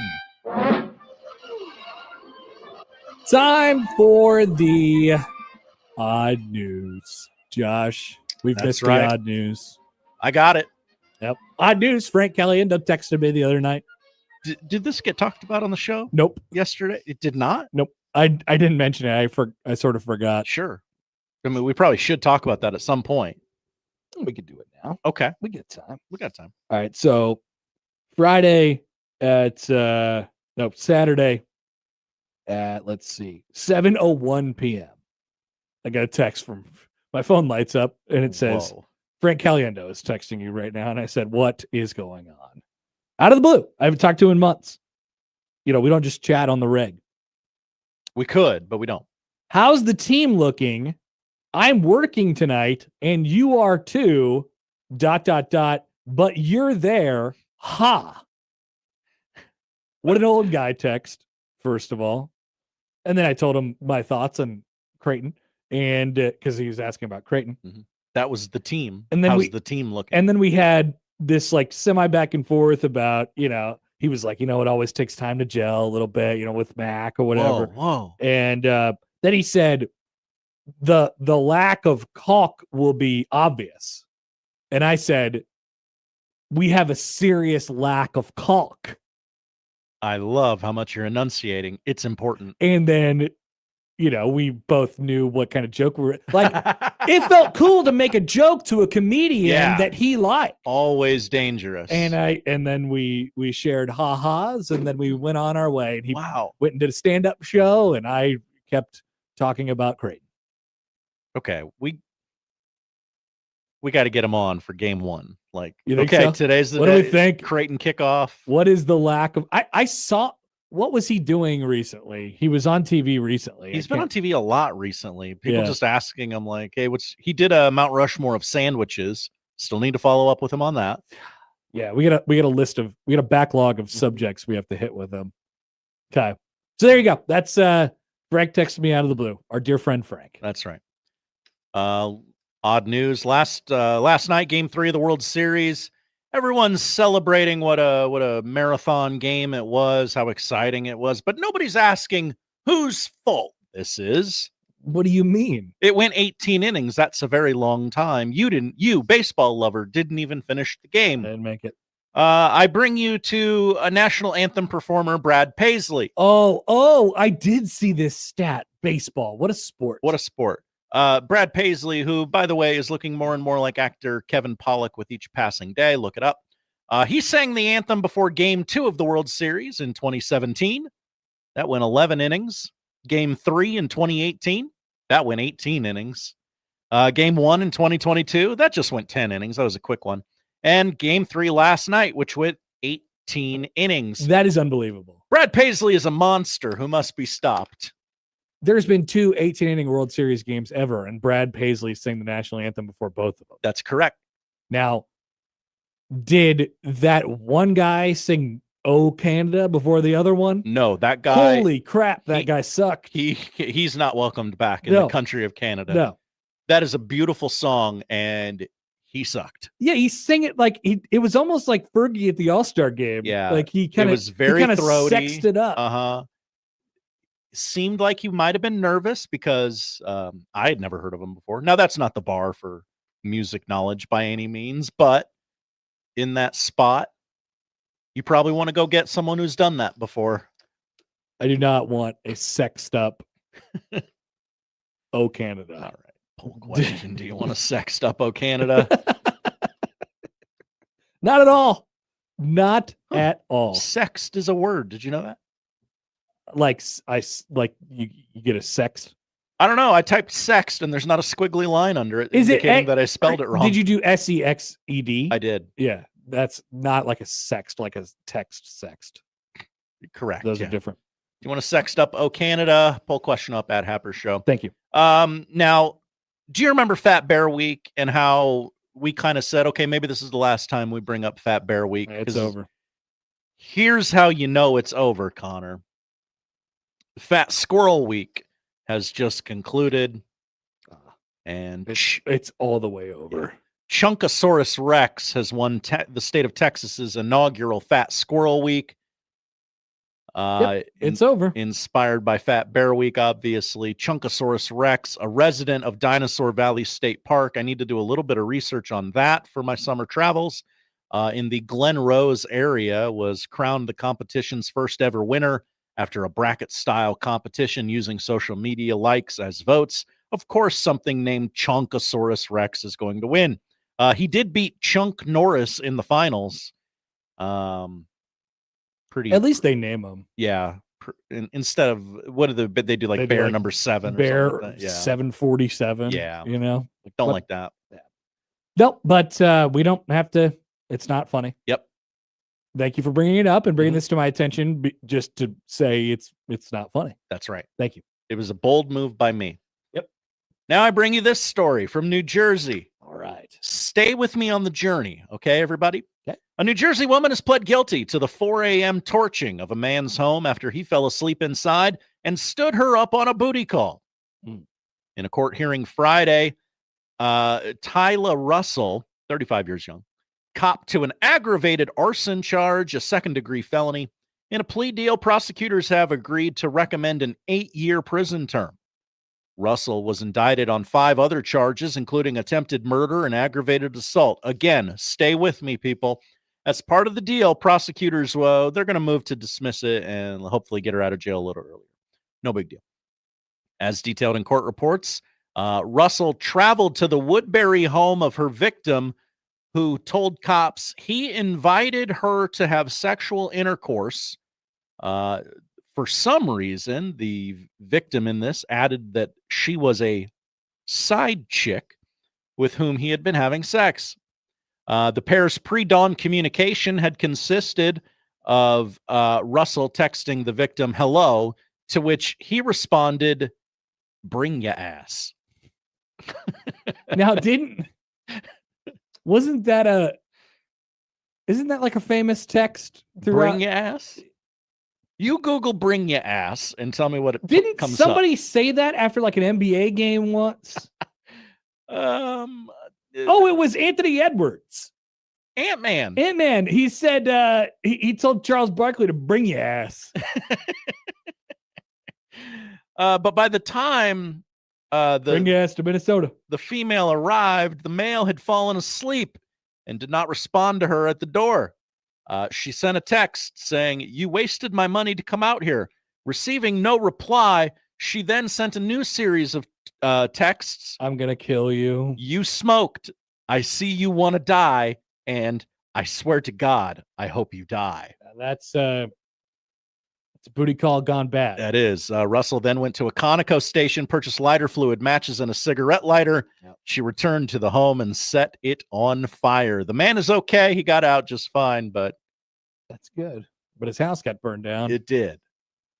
Did you think the Conoco should have stopped the clearly emotional person from buying lighters and lighter fluid and matches? And do you think something should have been done there? I feel like that is a red flag.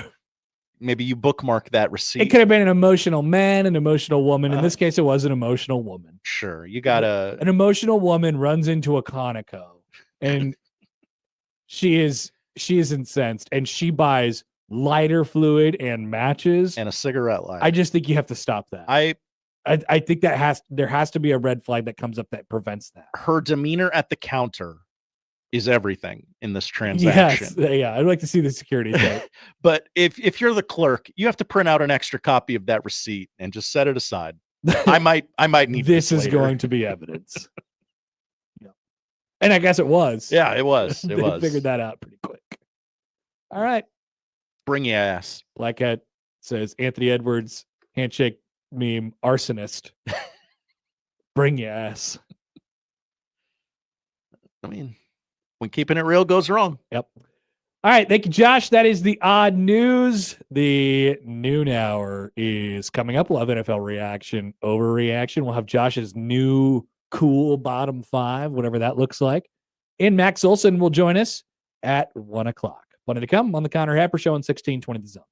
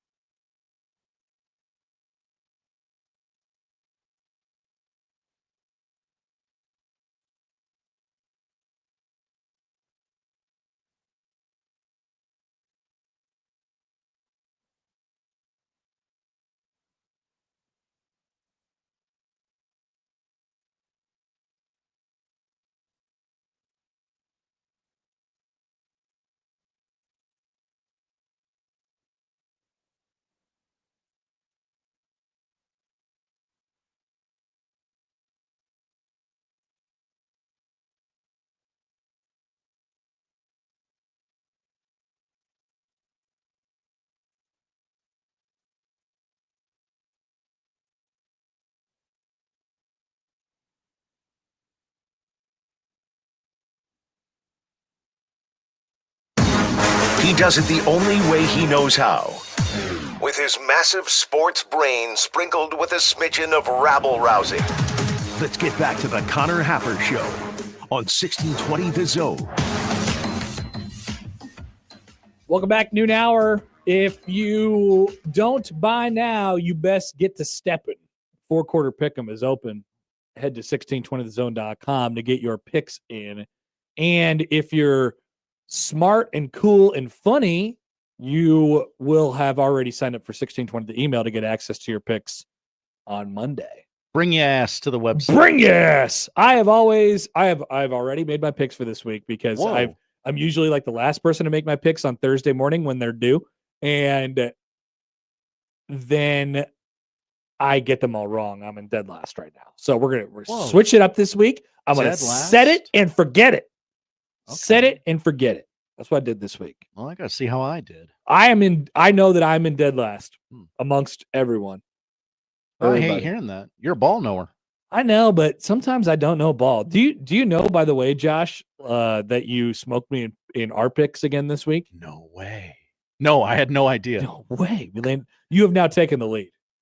I mean, it's ugly. The last 2 weeks, you're a combined. Let's see. Well, there's a lot of people who've made their picks already, and no one. You're a combined 9-3 in the last 2 weeks, and I'm a combined 3-9. So that's how we flip that. Flipping it. Flip that. I will say this. I finished second last week. Wow. I had the right idea on the UCLA Indiana game, We both said I oh, said this is probably Indiana stomps them out. Yep. Yeah. Yep. Mhm. Because everyone thinks that UCLA, they've been hot lately. They're not going to lose by that much. And that's how Vegas wins. Yeah. Every time they capitalize off of your idiocy. They capitalize off of the fact that everybody might think one thing. Mhm. It's really genius by them. And then for some reason I picked LSU and lost on Nebraska by the hook. And that's the story. You picked Northwestern. Even with your hype speech, you took That's right. Northwestern to cover. I've seen that game a million times. Yeah. It ain't ever decided by more than 7.5 points. Black Cat says Indiana sandwich. It's gonna be a lot of sandwiches to go around for the people who had some Skrilla on Indiana this year. Oh man. They are crushing everybody. And to be fair, I guess they were crushing everybody last year, but this is a different deal. They might be the best team They in might the be country. the best team in America. Yep. There's a reason why I gave up on this like 3 weeks ago. It's over. All right. So yesterday, Matt Rule, this, I would imagine that this is the thing that you would think is the most interesting or funny, I guess, from the press conference yesterday. Okay. Matt Rule was asked about I already explained to you the interaction that he had with Mike Eckler on the sideline. If you haven't seen the video, it's after the Kenneth Williams touchdown return. Mike Eckler is trying to ram his body into anyone he could find, like Mike Eckler would do. It's classic Mike Eckler stuff. And then he gets a few people down the line and runs into Matt Rule, and Matt Rule is like, and he gives him a handshake. Just get away from me, handshake.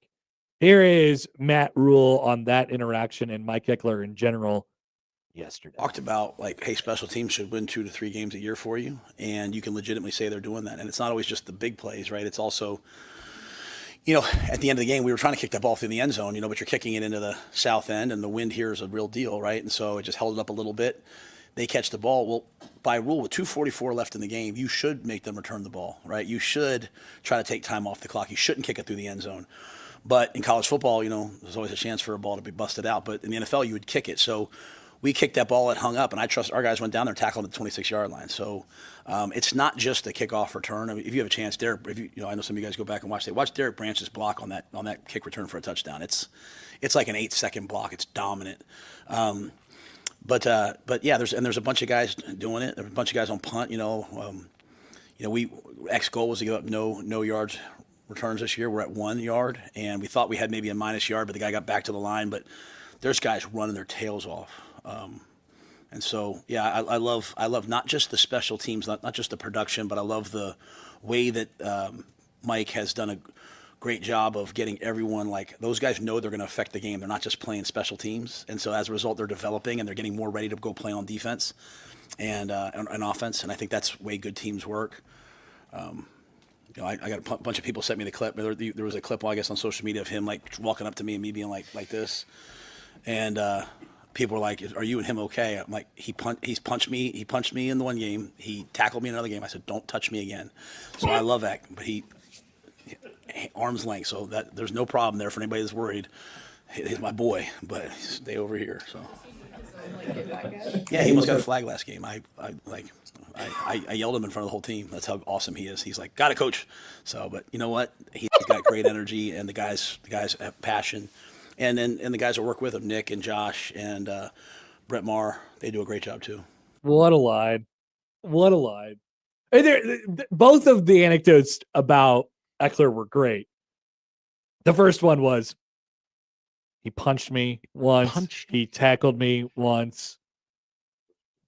Stay away from me. Okay. You're crazy and I love it, but I'm not trying to get injured while coaching a football game on the sideline. So that's the one. And the other one I thought was like mildly fascinating as well, where he said, I basically ripped his ass in front of the team. Like I got him. I wanted to make it, he didn't say I wanted to make an example of him, but that's what you're doing when you call somebody out.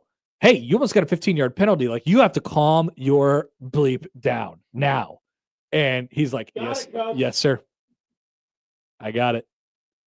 So With that old thing. I'd rather pull him back than push him out, you know? I do love this little thing that is, I don't know if people have been paying attention to this, but there's this little faction of the Nebraska fan base that is growing. And it's in the background, it's in the dark right now because it's an inactive proposition. But the faction that's growing is if Rule leaves for Penn State, then they should hire Eckler as the coach. The head coach? That's right. Whoa. What do you think? Are we What do you think? Correct. No is the answer to this. No is the and he explained why. Like Eckler is a Whoa, we asked Rule this? Or we asked Eckler this? Did we today? Did he talk today? No, I'm asking you. No. Oh, okay. No, this is like a faction of the fan base that is just growing in the darkness right now. But I hear it and I see it and all that stuff. Why don't they just hire Eckler? He's the best coach on the staff. He might be. I mean, he might be the best coach on the staff. That might be true. That does not mean that he is the right fit to be a head coach. And I think Rule explained why, honestly, in that little quip that he gave, which is like Mike Eckler will be himself, but he'll also be he's a soldier. That's not to say that in a disparaging way, but like he will be a great example for people. He's a good leader, obviously, as well. I mean, he's got the special teams really, really cooking right now. But I think Rule is the kind of guy, where he's in charge of a lot in that football program, and all the decisions ultimately come back to him. And I think on his staff, he's got some personalities, but he also has a lot of people who are like, I will be whatever you need me to be at any second, at any moment of the day. I will do whatever you want. He's got a lot of those guys. And I think he needs a lot of those guys because he is the way he is. When you gotta be a special type of person to when the entire coaching staff gets called in the Saturday or whatever after the Minnesota game, and everybody has to tell a bunch of, the players had that meeting, but the coaches had the meeting too. It was what happened and what do we need to do to get better. And I need everybody in this room to individually take responsibility for the atrocities that were committed on Friday night. And if you don't, then so help me God. It's kind of one of those things. So you have to be a different kind of person to respond to that. And there has to be a lot of trust in the room. And I think, he's got a lot of those guys on the staff.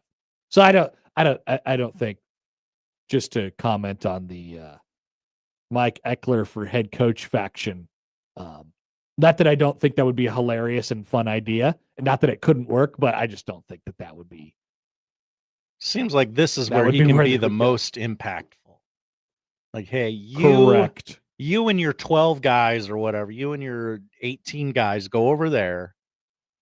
You can be yourself over there, and it'll positively impact the team on Saturday. And I think he's so impactful in part because he's so different from everybody on the staff. I mean, he's such a unique outlier in terms of his energy and just what he's I mean, watch the video. I watched the video probably 500 times of him running and jumping around, and so Tilly tweeted it out on Saturday.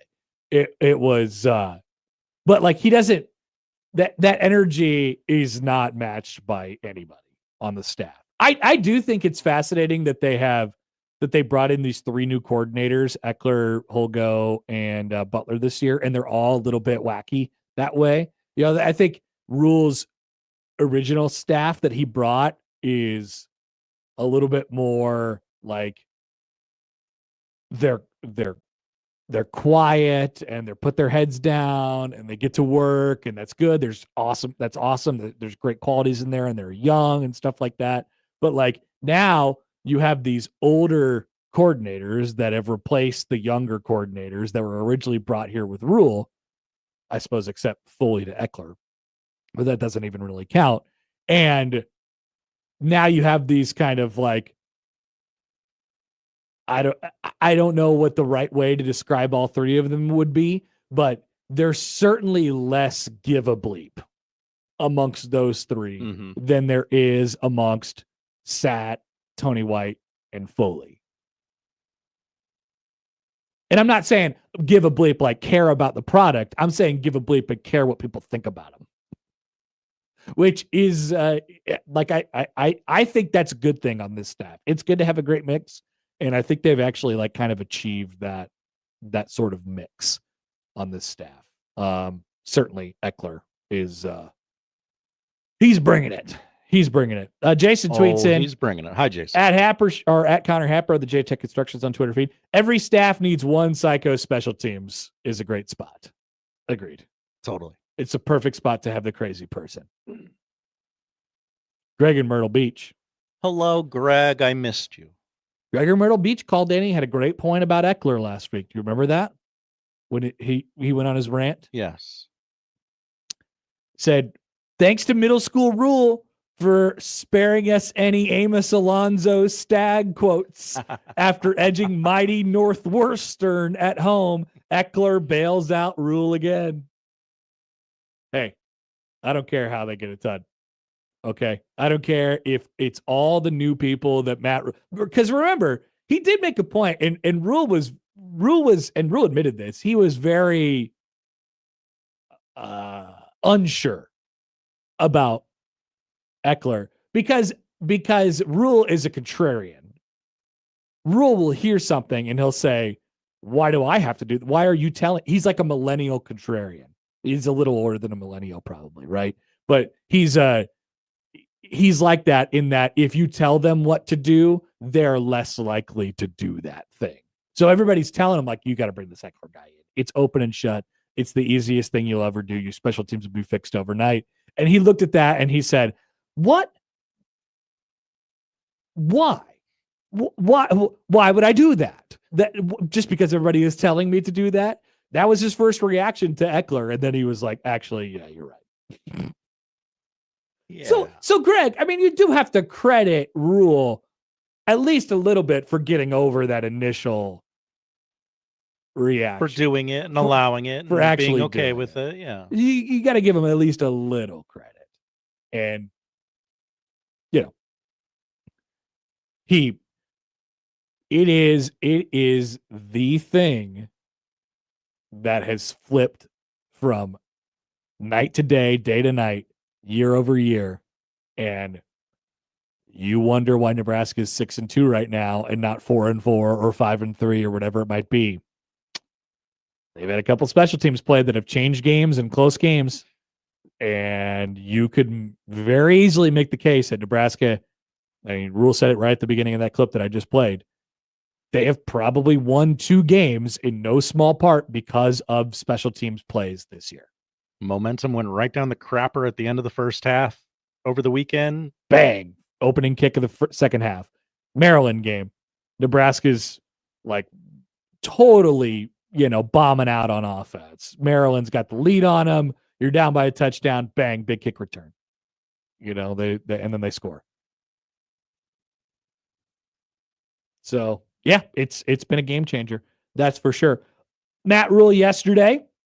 Hey, I found this as an interesting, it was sort of an interesting question followed by an interesting answer. The question was, hey, there's been a couple games now where you've blown these leads. What's up with that? Basically, they've blown leads. Okay, yeah. Why absolutely. are you blowing leads? What's the deal? Here is Matt Rule yesterday. No one complacent in football. I mean, the other team's good. You know what I mean? Like we get that stop on 4th and 4 that we think we got, and the whole game's different. So, even sometimes I don't mean to. It's a good question. I'm sorry the way I said that, but like it's almost the other way sometimes. Like we're like that touchdown that got out, like the defensive end like set the edge and like was trying to crush the guy down inside so hard. They're playing so hard. It's like you still got to keep your outside arm free and keep the ball in between the tackles, and the ball goes out for 60 yards. So I think our guys, I don't think the fans are ready for it across college football. I don't think administrations are ready for it, but parity is here in college football. It's just everywhere. With the top 7, we have Vanderbilt, and just here. So every week's going to be a battle. Like I get done with the game. I get in the car with Wish, and I'm like, all right, what happened today? North Carolina almost beat Virginia, a ranked Virginia team. So every week can be whatever. I think sometimes our guys play hard, they play physical, and we get in those moments. I never feel them being like, oh, here we go again, or anything like that. I certainly don't think it's complacency. Take out Minnesota. Let me say that, because Minnesota, I've already talked about how I felt about the way we handled that. But I just think it's football. The other team's going to battle, and when you have a double-digit lead, the other team, all bets are off. You know what I mean? There's no more pressure anymore. You get to go play free, and so it's a good problem to have, to learn how to handle double-digit leads. I hope I'm in that situation here again soon. But we have a lot of things football-wise that have to get better. Our mindset's really in a really good place. Our team, all that stuff. But we're work in progress football-wise. So he's right, but he does use from time to time, he does use their own, like, hey, we're going to be in close, they're in close games because of things that in some cases they didn't do. Mm-hmm. And a lot of times he uses this is just college football. This is just the game. All the games are going to be close. Everybody is trying. What do you think about that? Because I can feel that people get annoyed by that sometimes.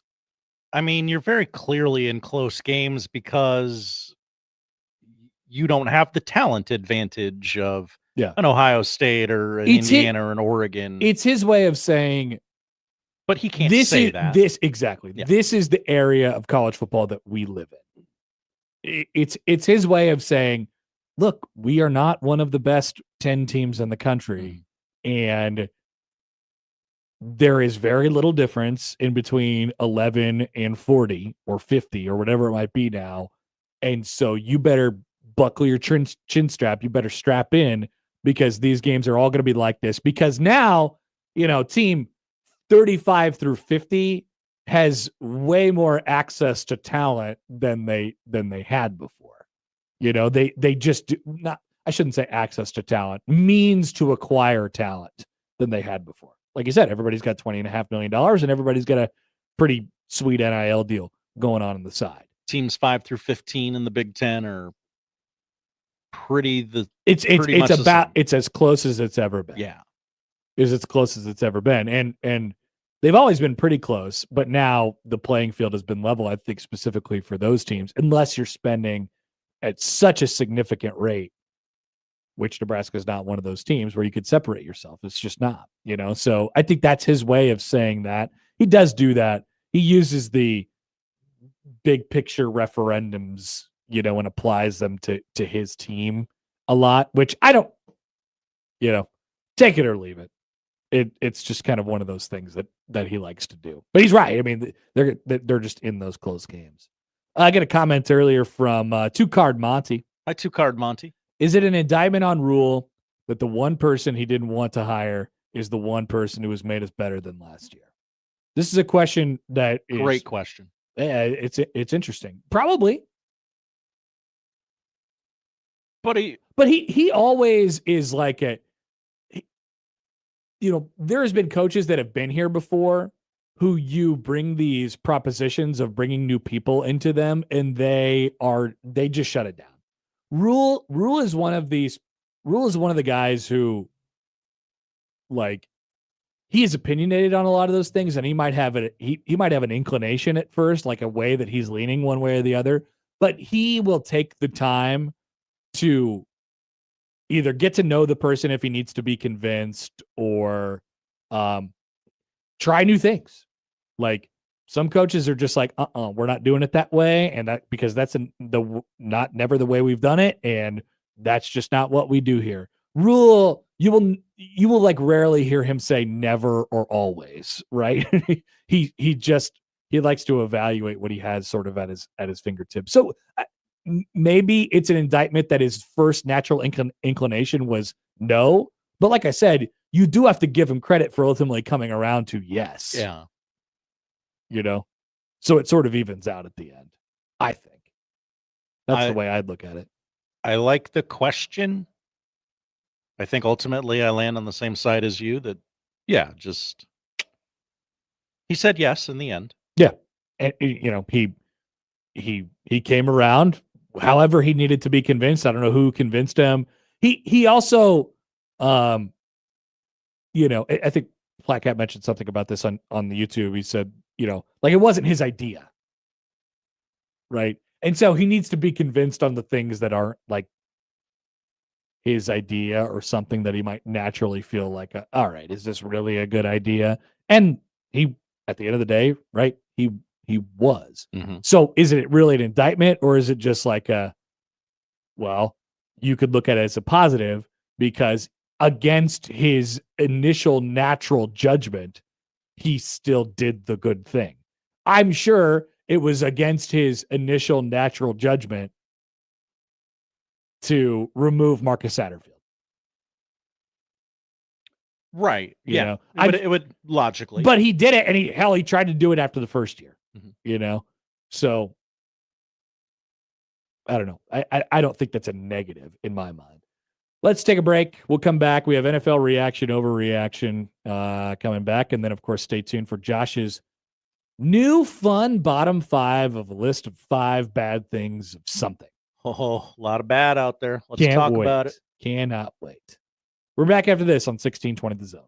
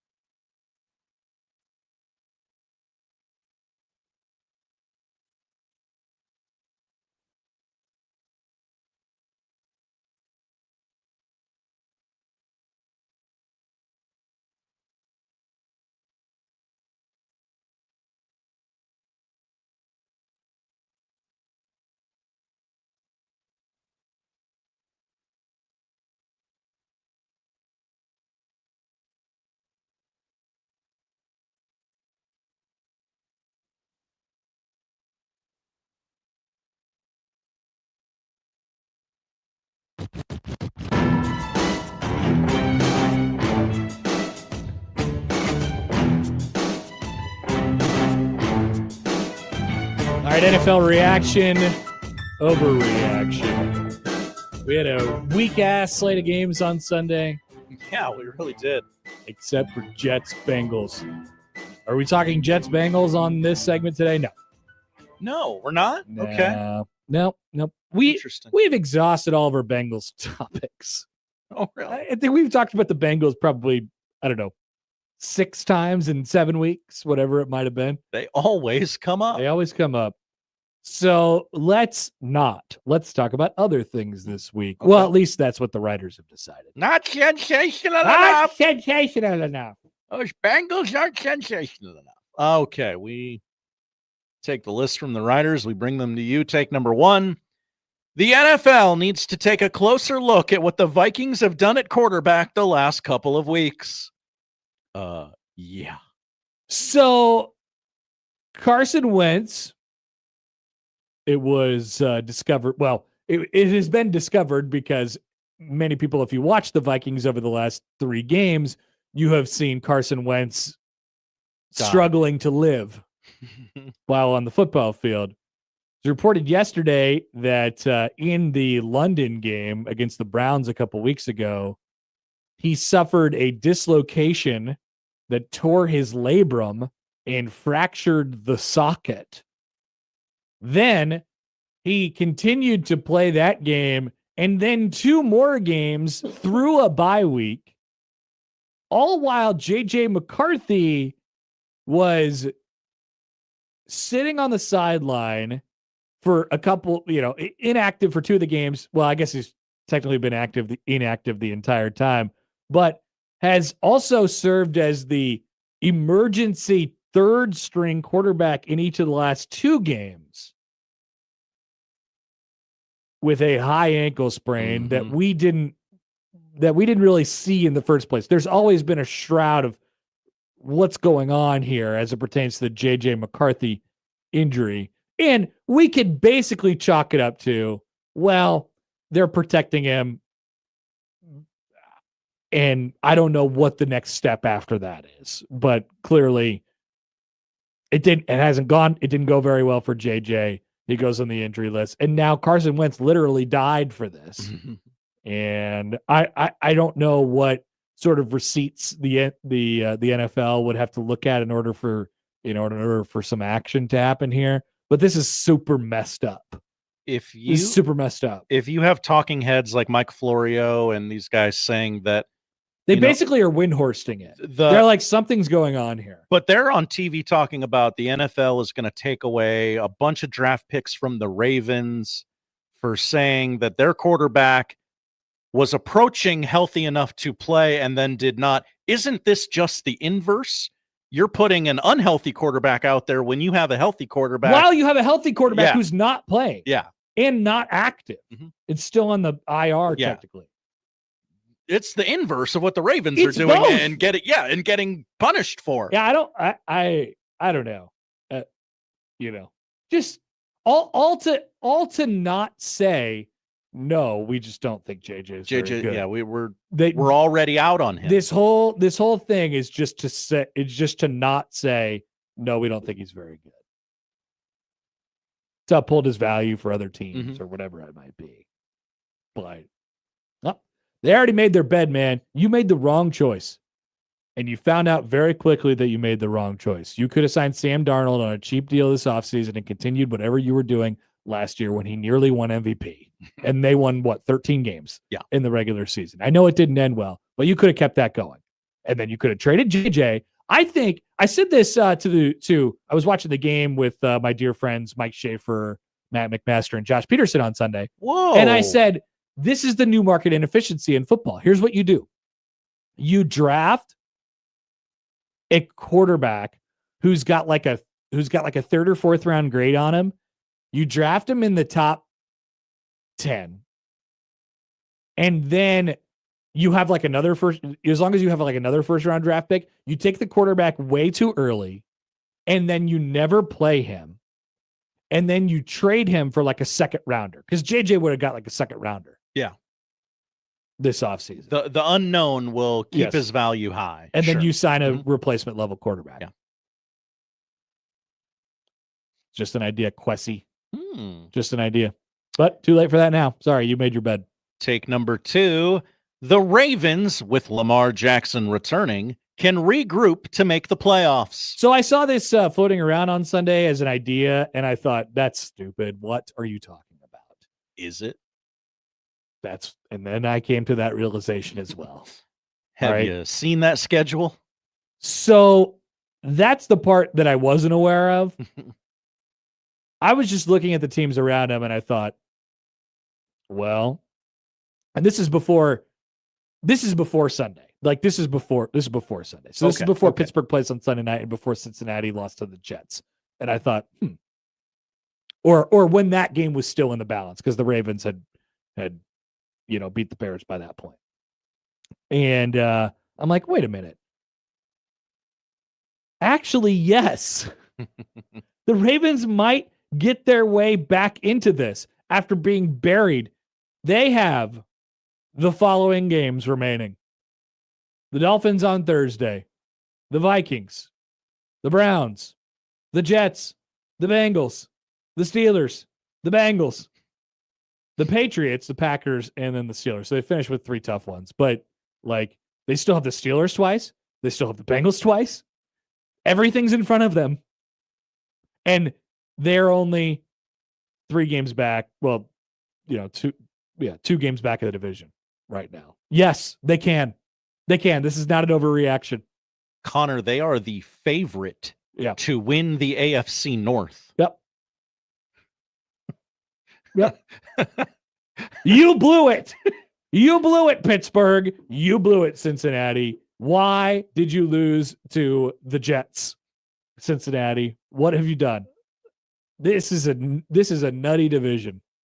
It's amazing how much things can turn on one game. The Ravens beat the Bears and they're back. The Bengals beat the Jets and it's like, whoop. Yes, that window's closing for Cincinnati. Wow. Blackhead says the Ravens went from plus 1,200 to minus 110 to win that division after the proceedings of this weekend. Whoa. Yeah. I'll bet there's some people in Baltimore plus 1,200 because they knew the schedule. I don't know. Maybe. But they could not have been any closer. They were, let's do another Step Brothers reference. They were being buried in the backyard. What are you doing? I'm burying you. They were like this close, and then their arm punched out of the dirt. Zombie! That's the Ravens right now. Good Ridiculous. Stuff. More Step Brothers references. Jonathan Taylor is the best player in the NFL right now. Wow. That feels sacrilegious. Pretty sensational by the writers. I'm going to go no. Good sensationalism. Yeah, that is definitely sensational enough. No. But he's got a nice run. He's got 9 touchdowns over 3 games. That's good. He might be the best chance for a running back to win MVP in a decade. I don't know, guys. I don't know about that. It's not happening. It's not happening because Saquon Barkley ran for 2,000 yards and didn't get it, and Derrick Henry ran for 2,000 yards and didn't get it. But if you run for 2,000 yards and 35 touchdowns, that's a different thing. That might be. Yeah, but it ain't happening. And he's not. He's really great. I mean, and he's taking a step up, but no. I'm sorry. They're probably going to be the 1 seed. I'm looking at the schedule. I don't see much here. They play at the Chiefs in a few weeks. You know who should be getting some MVP love? Danny Dimes. He doesn't want it. I agree with you and Allan Bell. Mr. Dimes himself should be getting some MVP love. He was on. He won't win it because he can't. Because his name is Daniel Jones. You can't. Yeah. You can't give it to him. You can't vote for him. He was on Pat today, and he was in a hotel, and he had his hands around his hat and like almost as if to say don't talk to me. It's a one-on-one interview, sir. My man loves being in not New York, as he should. Sometimes it's about fit. Unfortunately, he has to live in Indianapolis, which sounds horrible, but plenty of cocktail sauce. That's right. He could go to St. Elmo's every night if he wanted to. Probably get it for free. He is the quarterback of the Colts, That's after right. all. All right. Take number 4. What do we got here? Shedeur Sanders' first NFL start is on the horizon. Oh, it's coming. We coming. Whoa. Yeah. I had not thought about this in a long time. People forget about Shador. So I believe he was inactive this week because of an injury or something like that. But What did likely he get was his hand stuck in the vending machine? No, Josh. Well, it wasn't from playing. He's got something going on. Whatever. He's practicing. Okay. But Dylan Gabriel sucks. And we are at the dreaded bye week. The bye week is when things change. So I they play the believe Jets coming off the bye. I believe that Shador Sanders will start against the Jets on November the 9th. Whoa. I like that you went out here and said something. Yep, it's coming. We all thought it was going to happen. And I think now is the perfect time. You've gotten a look at Dylan Gabriel. He sucks, predictably. And now you will get a look at Shador Sanders, where he will probably stink too. Sure. But you have to know before you go. You have to know. Some people don't try, like the Saints. They have switched to quarterback. They actually did it finally. Yeah. I was wondering for a while, like, don't you want to know if Tyler Shuck is good? And now they know. We got to change the spelling on that name. Okay. It's tough. It real tough. Yeah. They played college football for like 100 years. They announced today that he will start going forward for them. Yep. And so now they'll get to know and they'll figure it out. He stinks, but at least you'll know. Yeah. So then you can make a change after that. I don't know that I agree with you, but I like it's coming. I like what you said. I like that you showed your work. I'm bringing my Louis. Take number 5, the final take. The Patriots are real threats to the Chiefs and the Bills in the AFC. I think this is real. Oh, but I don't want it to I don't want it to be. But I think this is real. Can you tell me why? I think Mike Vrabel's got that Dan Campbell energy. And this is sickening. Connor, this is disgusting. It's not time. There's children in kindergarten that have never seen the Patriots win a Super Bowl. I know. They're starving for a winner over there. Yeah, they've been suffering for so long. It's just not like I don't hate the Patriots, but it's just I don't want Drake May to be good because I just don't feel like he should be. Exactly. And the Vrabel thing, it's just worked so fast. And, they beat the Bills already. It's just, I don't, like, he's third in the running for MVP right now. Mike Vrabel? No. Oh. Well, maybe it should be him. No, Drake May. Drake May is, Josh. Third? Third. Oh. Third. He's got the third best odds for MVP. So, okay, so we've pretty, side topic, we've pretty much Steph Curry'd Patrick Mahomes. We've LeBron'd him where we're not giving him the MVP anymore. We have we're done with that. Yeah, what is that called? Fatigue. Yeah. Mahomes fatigue. Jokic fatigue. Yeah, so we want somebody else to win it. Yeah. In that we understand he's the best, and but Josh Allen, Josh Allen just recently won it as well. Like, feels like Drake May's going to win the MVP if they go, like 13-4 or something, which they might. I understand it's the NFL and anything can happen, but I mean, there's like 3 tough games left on the schedule for the Patriots. I know, this is sickening. I'm disgusted by it, just so you guys know. I'm disgusted by it, but great take. It's real. It's real. They might be better than the Bills. I mean, they're better than the Bills in the standings, but they might be actually better than the Bills. 9th in passing, 8th in total offense, 4th in total defense. Yep. Yep. Oof. It's not fun for anybody. No. Unless you're those kindergartners in Boston. All right. Thank you, Riders. You're a kindergartner in Boston. Josh's bottom 5. What will he call bad? I can't wait to find out. Lots of stuff. And he'll do it in numerical order from 5 to 1. Next on 1620 The Zone. The Connor Happer Show. Follow us on Twitter @Happer Show for all the latest news and views. We may even say something interesting once in a while. Unlikely. Really, guys?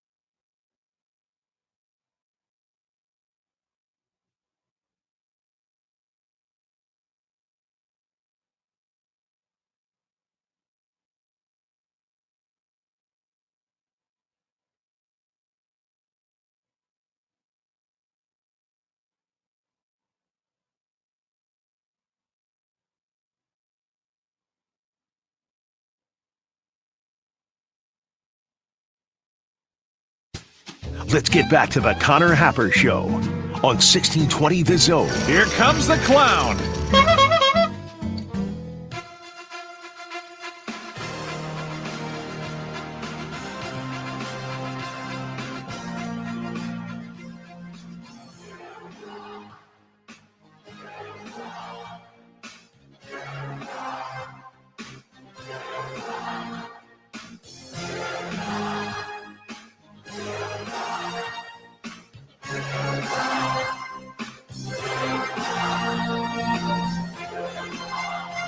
All right, let's see who sucks. But A lot of sucking going on out there. number 5, of course, sucks a little bit less than 4, 3, 2, and 1 and down. So I tasked Josh last night. I said, Josh, I just want to mix up the bottom 5. We're at the point in the season where it's going to be the same 5 teams every week. Mhm. All right. So and we're coming off of an NFL heavy segment. So let's just go wherever you want to go with this. So remember we used to do a top 5 every day? Every day. But on Monday, it was the bottom 5 like worst of the weekend. Mm-hmm. It's kind of what I was thinking in my head, but I just left it open. I said, whatever it is you want to talk about, tell me about it. And that's where we're at right now. So I don't know what Josh is about to rank, but here we are. God, come on. Take forever. Number 5. Produces Josh's bottom 5 football things. These are the worst 5 things I saw this weekend. Okay. Number 5 is Colorado. Oh, huh. They lost 53-7 to Utah over the weekend, and Coach Prime should be thanking the Utes, as it could have been so much worse. Utah was up 40-0 at halftime. Did you see him picking up the pylons? No, I did not. Warren Sapp knocks over the pylons. In a fit of rage? Nope. He just does it. Because he's fat? And then Coach Prime, when he goes on his walkie walks, he picks them up. Oh. This sounds adorable. Is it adorable? I don't really know what it is. Okay. It's a weird bit. Colorado now 14th in the Big 12. Dion called this the worst beating he's ever had. Yeah. I don't know if statistically that's true, but boy, it was bad in the first half on Saturday night. Bad times. Kind of the only 9:30 kick as well. I was watching. I wasn't. Why would you? You were probably doing things, sleeping, spending time with loved ones, Saturday night? Yeah. honking. Yeah. I was doing some honking. Yeah. I was in there. My man. Number 4. Number 4, the Sam Houston State football team. Connor. Ooh, what did they do? Well, they went 10-3 last year. I don't know if you remember that. This year, the Bearcats with a K fell to 0-7. They lost to UTEP 35-17. Nobody saw it, though, as the announced attendance for the game was 671. 671 people. That's announced attendance? That's announced attendance, Whoa. which is always higher. Much. In a lot of cases, much. Mm-hmm. You know what? Did they play on like Friday? I think they did because I saw some okay. stuff on this on Friday night. Okay, maybe that was it. And yeah, there was nobody in the stadium. Man, it's tough. So are you mad at the people of Houston for not, are you? They seem like front runners. They do. 10-3 last year. You're not going to go support the team this year? Although somebody is going to be really smart. Speaking of Houston, somebody's going to be really smart and hire Willie Fritz this offseason. Somebody should do that. Yeah. But they won't because his name is Willie Fritz and they're scared of him. They're scared of what might happen if they hired a coach by the name of Willie Fritz. I know what would happen. They'd win. They'd win. Interesting.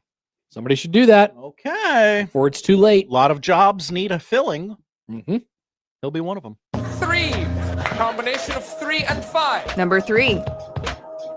Okay, we kind of talked about this in the last segment. I didn't know we were going to. I didn't look at the sheet as well as I should have. Number 3 is Carson Wentz. Ouch. That poor guy. What the hell, man? It's not his fault, Josh. It's Kevin O'Connell and Quessy, whatever his name is. Okay, so, I mean, this is the team he grew up rooting for. maybe his last shot to, get a starting gig. Like, yes, coach, I can play. Yeah, but he was dead the entire time. He was. Josh. You got Kirk Herbstreit talking about you being a baby while you're getting steamrolled. By the way, I received a text from Mike Schaefer. Hi, Mike. During the JJ McCarthy conversation. I don't think he would mind that I attributed this to him. Okay. I don't need more McCarthy evidence. He bad. That's what Mike Schaefer said. He's seen enough. Thank you for listening, Mike Schaefer. Would you like to watch Carson Wentz roll around in the field some more? Well, you won't have the option. We're going back to JJ or Max Brosmer. Well, it can't be that. I don't think it's going to be that. I don't think it's going to be that. No. Whoa. Yep. What is about to happen the rest of the way for the Minnesota Vikings? Could be tough. I assume that's what Mike is alluding to. He knows what's about to happen. Mm-hmm. Mm-hmm. They're about to drive right off the cliff, aren't they? Seen enough. Nope. There. Here comes Number 2. Number 2 is the LSU Tigers. I was Great laughing point, all Josh. night. They lost 49-25 at home at night, and it wasn't even that close. Was it the fact that they lost, or was it the fact that they fired their coach? All of it. In the immediate aftermath of them losing. So it's not that they lost. It's how they lost. It is. They pride themselves on being, you play here at night, you're going to get steamrolled. And they got steamrolled. Did you see the video? It's the governor coming out and saying, hey, we got to fire this guy. Did you see the video of the... Now, far be it from me to ever support anything that happens with Texas A&M, okay? I just want to make that very clear up front. But I do love when people who are full of themselves get dunked on. Yes. LSU, a very full of itself university, a very full of itself football program. Brian Kelly, a very full of himself person, okay? So that way, actually, they are perfect fits. But I was smiling ear to ear when I was watching Texas A&M sawing them off in Death Valley deep into the night on Saturday night, doing their little la la la la la la, whatever the hell that is. They were sawing them off, Josh. Okay. And the whole stadium had cleared out, so it was only A&M fans by this point. Grinning ear to ear. I loved it. There is something about, as the kids say these days, walk into your trap, take over your trap, right? Oh. That's exactly what Texas A&M did. Heisman hopeful Garrett Nussmeier threw for 168 yards and 1 touchdown. Ooh. The backup quarterback threw for the same number of touchdowns. Again, the governor said, hey, I'm not so sure about this Brian Kelly guy. I was sad that you weren't here yesterday because I had this video. Did you see the video of Kelly walking in to get fired and then walking out after he got fired? No. Does he have a dented truck? Funny you should say that. Because when he walked out, he checked his bumper for but he did it in I know people are watching me and I'm really rich, so I'm going to check and see if my really nice car has a scuff on it in front of everybody. Oh, one of those he walked into the office like this. He was walking around like this. I'm going to get $54 million in a couple seconds. It was the biggest display of arrogance that I've ever seen for a guy who knew he was about to get fired. It was almost as good as Diaco wearing an Argyle sweater to his firing meeting. I will take not the highest road, but a higher road, and I will word it like this. It couldn't happen to a nicer guy. That guy sucks. That guy killed the guy. Can't wait to see who hires him. It'll be somebody. It will. Leads us to the weirdest, dumbest, ugliest, stupidest thing I saw over the weekend. Okay. Make it so, number 1. Number 1. This is the first time we've done the segment like this, and it's the first time we've ever had a tie atop the there's 2 bottom 5 football things. Ugly ass uniforms. Steelers, Miami Hurricanes. What the hell were you doing? What did Miami do? I didn't see Miami this weekend. They wore camo because, their proud military background. Aaron Rodgers playing against the Packers for the first and likely only time in his career, and the video footage will forever be in those Garbo uniforms. Those were horrible. Oh my God, I had not seen these Miami uniforms until just now. What the hell? And Connor, those camo uniforms affected the play in the game. Miami was hosting Stanford, and it was tied at 7 at halftime. Now, I think Miami won like 42-7 or something like that. But what is the deal? What are they doing? Why did they do this? Well, Kellen Winslow's a soldier. I don't know if that's why. What is Adidas up to? Oh, I mean, this is bad. This is really bad. Just put a flag on the jersey, man. Like, you want to appreciate the military? Just say it out loud. You don't need to wear camo jerseys. You get 12 football games a year, okay? 12. Those jerseys better be good. You get 12 games a year, they better be good. It's in Miami. Baseball, you get 162 games a year. You could wear, Savannah Bananas uniforms for one game, whatever it might be. That's fine. It's one game out of 162. You only get 12 of these, and you're going to look like that for one of them? Embarrassing. It was Military Appreciation Weekend. I know. Just say you appreciate the military. Yeah. Put a flag at the 25-yard line. Yep. Like, really, really wow us with a flyover and maybe one of those parachuters to deliver the game ball. That'd be great. Yeah. Anything else? Anything else? Don't do this. Those are bad jerseys. It was a bad jersey. Not to let Pittsburgh off the hook here. Those were awful. We all know those. It's bad. It's bad. They were horrible. All right. Thank you, Josh. I like this new top bottom 5. I think we could have definitely more fun. Yeah. Spread your wings a little bit. Yeah. So I can't wait to go on whatever journey this takes us on. Coming up next, speaking of Brian Kelly and LSU and all the things in between, the coaching carousel has already gone off the rails. So for more on that, let's get the perspective of Max Olson, Max of ESPN. Yeah. Back after this on 1620 The Zone.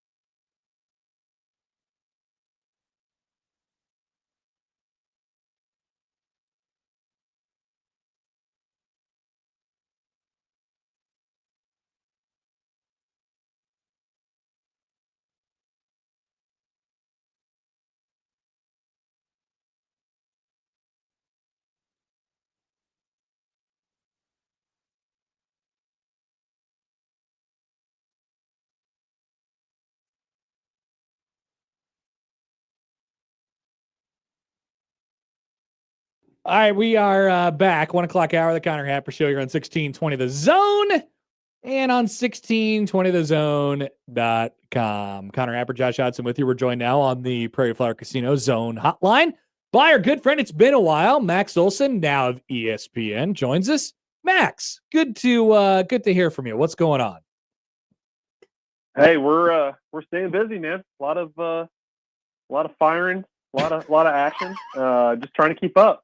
There is a lot of firing going on, and there's a lot of weird teams in the top 10. There's a lot. You're going to be really busy with the transfer portal coming up this offseason. I mean, this is going to be nuts. Yeah, I think we're kind of setting up for an all-timer here, and I think it felt that way. Gosh, probably felt that way at the end of was it 22? I think when you had a lot of big jobs open up. But yeah, it's just that whole collision of playoff coaching changes. Technically they moved the portal to January, but really all that stuff's just going to be kind of happening behind the scenes in December. Yep. It's buckle up. Next 6-8 weeks here are going to get nutty. So this coaching carousel, and there's LSU and Penn State are open. There's going to be a bunch of other jobs that are open, and it's fascinating that they're open early for a variety of different reasons. Maybe not so much for like who are you going to get, but what led to them making the change this early. What is there a connecting thread specifically with those two, Penn State and LSU, that led to them making decisions as quickly as they seem to make them? I mean, I think that at both places, at LSU and Penn State, you're talking about programs that were, seriously shoving their chips all in for 2025. Obviously, Penn State, you had so many players coming back. You add Jim Knowles, you add the pieces of wide receiver. You feel like, hey, man, this is probably our most talented team yet under James Franklin. At LSU, you go out and try and get the number one portal class in the country. You put together an $18 million roster. You got a quarterback in Garrett Nussmeier who you think's a first rounder. Same with Drew Aller, obviously. So I think a lot of similarities in terms of hey, we are invested, but that means it's playoff or bust. And I think in both cases you get to 3 losses and it's like, okay, bust. But I also think it kind of takes, obviously James Franklin was at Penn State a lot longer than Brian Kelly was at LSU, but I think it does sort of take a unique set of circumstances there in terms of how you lost and, also just kind of how unpopular the coaches became, kind of in those, around there. I think that's the kind of a little bit of a tiebreaker there. Is that I think people were just pretty ready to see change and really not believing that coach was going to get it fixed. I still can't. I can. The Kelly one, like you said, it was a shorter period of time. It wasn't always like it didn't always seem like a great fit and all of those things.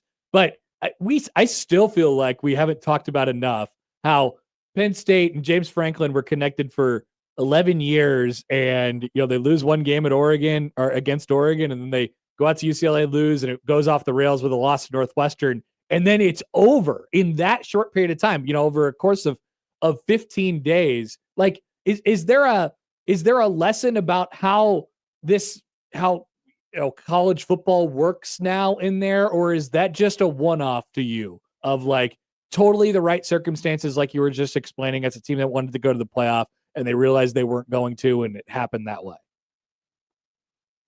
I've said it before, but I covered the Oregon Penn State game, and I walked out of that building being like, Penn State's still pretty good. When I saw them drop to 7th in the AP poll, I was like, that maybe seems a little low. I think they can still be top 5 team. They still went toe to toe with the Ducks and took them to overtime and rallied in that game and everything. And so I think part of it is just just the sheer unpredictability of the sport, that you would never expect them to just totally lay down against UCLA and Northwestern in those next 2 weeks. Part of it is I think it's just I think Penn State folks, have watched the same thing for 12 years, and I think they're the right to feel a little bit impatient, even though you just went to the playoff and just went far in the playoff. I think there's probably a more of a kind of a ceiling frustration there, a little bit of just man, we want, you've heard Pat Kraft say we want to compete for national championships.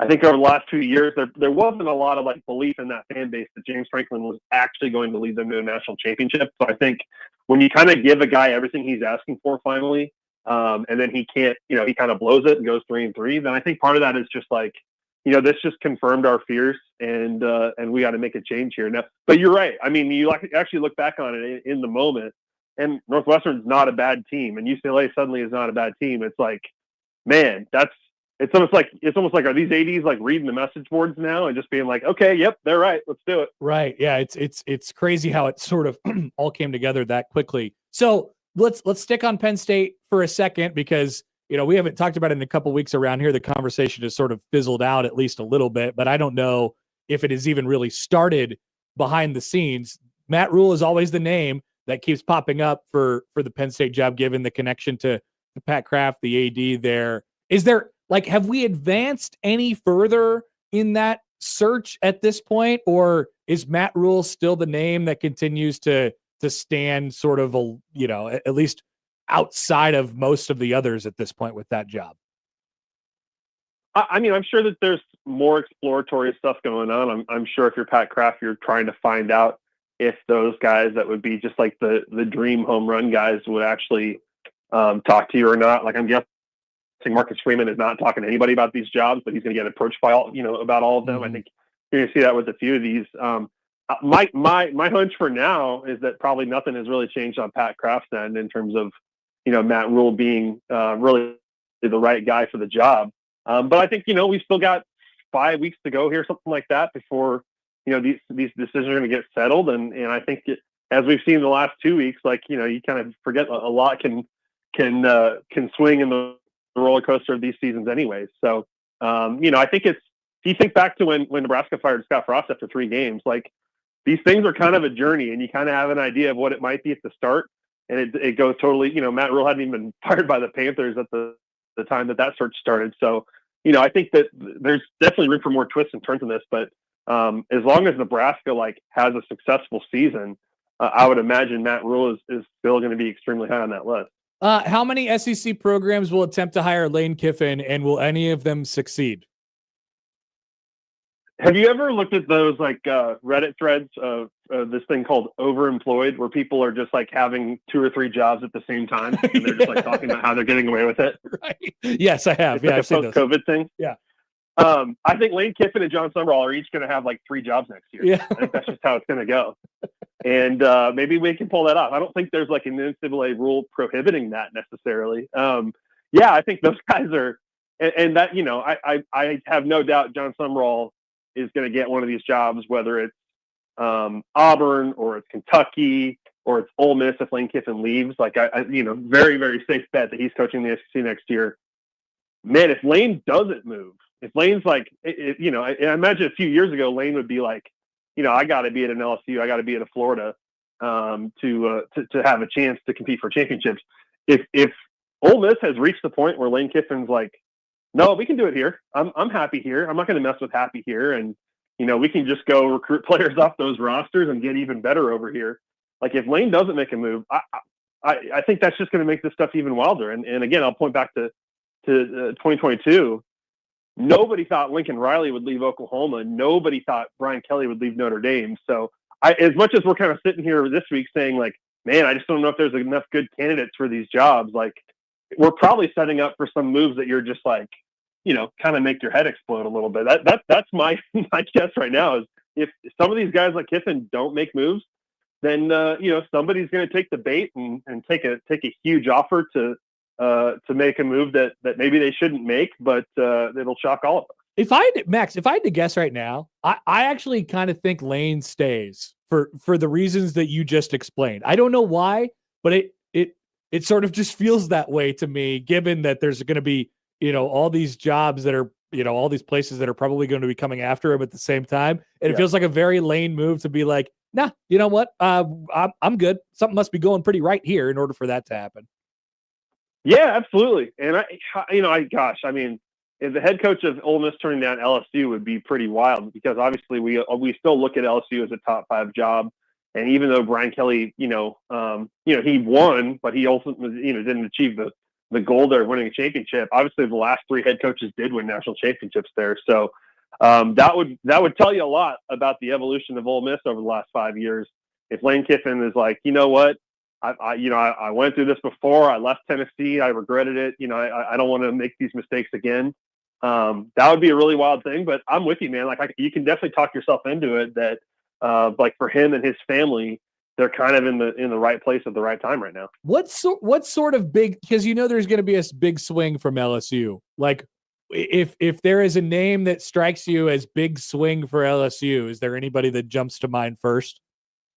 Well, I'll tell you, like back in 2022, they took about 8 big swings, and I think they even, as far as I recall at the time, I think they even did reach out to Matt Rule just to gauge some interest, along with Lincoln Riley and Jimbo Fisher and everybody else in the world there. So we'll see if Scott Woodward is making the hire at LSU. Obviously, that's a pretty expensive buyout that he's got to take the blame on there. So we'll see how that goes. But no, I don't think LSU is like going to just go shopping off the list that everybody put out on Sunday. I think they're going to try to swing for the fences here. And I think you feel like you kind of have to, because certainly it takes somebody that you feel like can quickly get you back caught up with Georgia and Alabama and the superpowers in the conference. Max Olson from ESPN is with us. I want to switch to some on the field stuff real quick.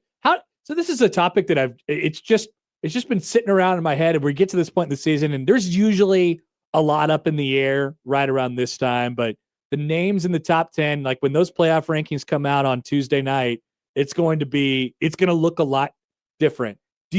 How many teams this year do you think have a chance to win a national championship compared to what it has been? It feels like that number has maybe exponentially grown in a very short period of time. I'm with you on that. And I feel like at this point in the season, like you're right, we'll have the playoff rankings soon, and that will kind of start and set the conversation there a little bit. But I feel like we're past the midseason point here. And I don't think anybody feels like here's the team that is just obviously going to win the national championship, nor is there like, hey, here's the guy who's obviously going to win the Heisman this year. I think the Heisman race feels wide open. And I feel like the championship race, you could kind of go down the list and say, man, there's probably like 6 or 7 teams that feel like, hey, if we get the right spot in the bracket and we stay healthy and stuff, like we got a chance. And so, yeah, it feels different. I mean, obviously last year we weren't talking about Ohio State and Notre Dame as right. The obvious teams to get to the end of it. So, I think if you're like at Ohio State right now, if you're at Oregon right now, Alabama, you're feeling really, really good about what you've done so far. But gosh, I mean, the way A&M and Indiana and some of these other teams are playing, Georgia Tech, like just sort of the teams that have been pretty kind of like dominant and won the games they needed to win and looked good in some important games.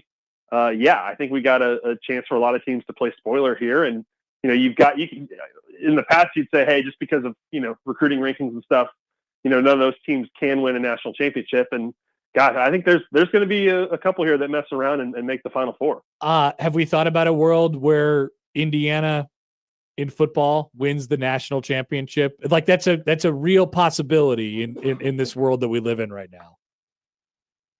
It is.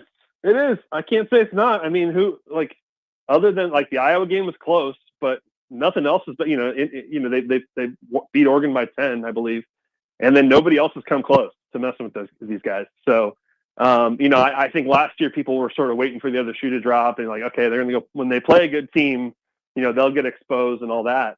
We felt that going in when Nebraska went there, right? And then you just get completely blitzed by them. So, like, I think that team is has just built on what they've done last year, and it's they're pretty far ahead of the rest of the Big Ten, and besides Ohio State and Oregon, and it's really not close right now. So wrap your head around it. There's a non-zero chance. Not only did we jump ahead to that, we also jumped ahead to, well, Indiana's coach is like the most, he'd be the most sought after coach in the country. He's done incredible things wherever he's been, but especially at Indiana over the last couple of years. And he said, I'm not leaving Indiana to take any other job that opens. I'm staying at Indiana. I just, once again, I got to wrap my head around all these things. It's a different time we're in. Well, and that's not like an accident of timing either. Like, yeah, from what I've heard, certainly Florida, sort of reached out to Cignetti's camp to see if there'd be interest. I don't doubt that Penn State was trying to feel out if Cignetti would have interest. So, like, he knew. I'm sure he didn't expect LSU, but like he knew what some of these options that were going to be on the table, and he's a guy who I think feels pretty comfortable about finishing out his career in Bloomington and continuing to build on this thing. And for a guy that shows up there, and has to totally rebuild a roster at a basketball school and kind of fight for every penny there, it's just unbelievable what they've achieved in a year and a half in terms of just totally changing the momentum and perception there. Max, we'll let you go on this because this is a conversation we're going to have after we take a break here. Why now?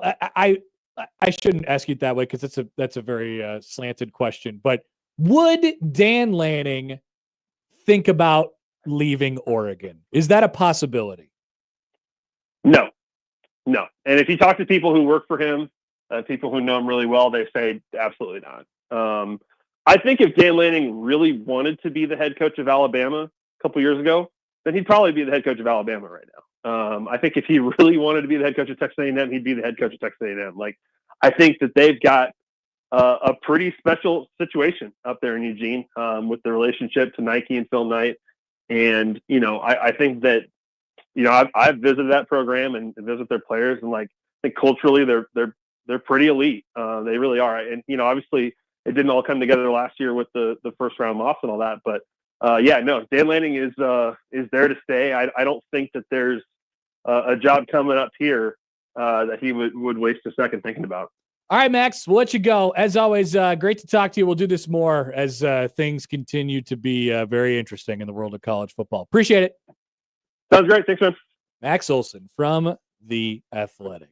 A great comment from John Jacob Jingleheimer Schmidt. Hi, John Jacob Jingleheimer Schmidt. I wonder if Josh gets jealous when he hears Connor getting along so well with a person like Max. Josh, you were very quiet over there. You clearly had a nice rapport with Max. You've talked to him before. You'll talk to him again, but Max ain't here, baby. I'm here in this room. What has Max done for you, Josh says? That's right. I am here most every day. Just about. And I am here most every day. Every day. Until Michael fills in for me at a time coming soon. Very soon. Very soon. Not like super duper soon, but I mean pretty soon. Pretty soon. Friday. And Monday. Yeah. Sorry. All right. So let's put a pin in the Dan Lanning conversation. What is wrong with you people? I know you SEC honks feel like you could just get away with murder. You could just say things and pretend like people don't hear it. Okay? People know Nike's a thing, right? Have you ever heard of endless money waterfall? That is more valuable than basically anything that you can create. LSU is, we'll talk about this next. LSU is a super rare place. It is an outstanding job because you have access to talent, obviously in the South and in Louisiana, whatever. It is the iconic school of the area, but it is also a place where people go because they like to be able to, it's the coolest place in the country. It's one of the coolest places in the country. People like to be able to say, I went to LSU. I played whatever at LSU. I played football at LSU. I was the quarterback at LSU. I was the wide receiver at LSU, whatever it might have been. It's cool. It's a cool place. It ain't better than never-ending money waterfall. Back after this on 1620 The Zone.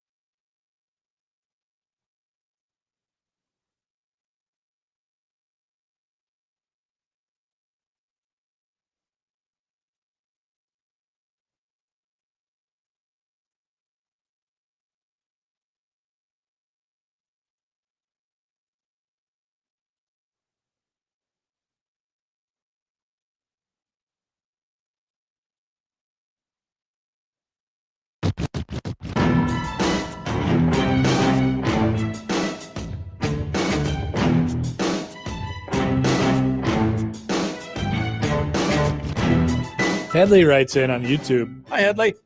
Austin should be your sub every time, Connor. Every time. Guess who I ask every time? Austin. But he's busy. He's got many jobs. It's playoffs Friday. He ain't available. Yeah, he's in some bum bleep town. Small town ball. He's watching crap in Nebraska somewhere. Just kidding. Just kidding. But he is going to be in a small town, probably. That's where he has to travel to find close football games at the high school level. Yeah. Yes, you do. Yes, you do. Boy, that conversation is really going to rip off nice here in Class A. The Class A every single year throughout the eternity has always been a blowout, except for that one time where North beat somebody in the 16-1 game, right?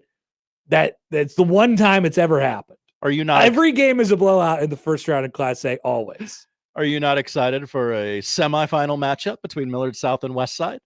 Well, I mean, the two teams we all want to see play each other. Playing each other in the semifinals. That's as good as it gets, I guess. But yes, it will happen probably in the semifinals. Broken top to bottom. Josh, T to give B. it up. Give it up, Josh. Give it up. You're always yelling at the high schoolers. Give it up. You know, I attack people I can take. It's pick on somebody your own size.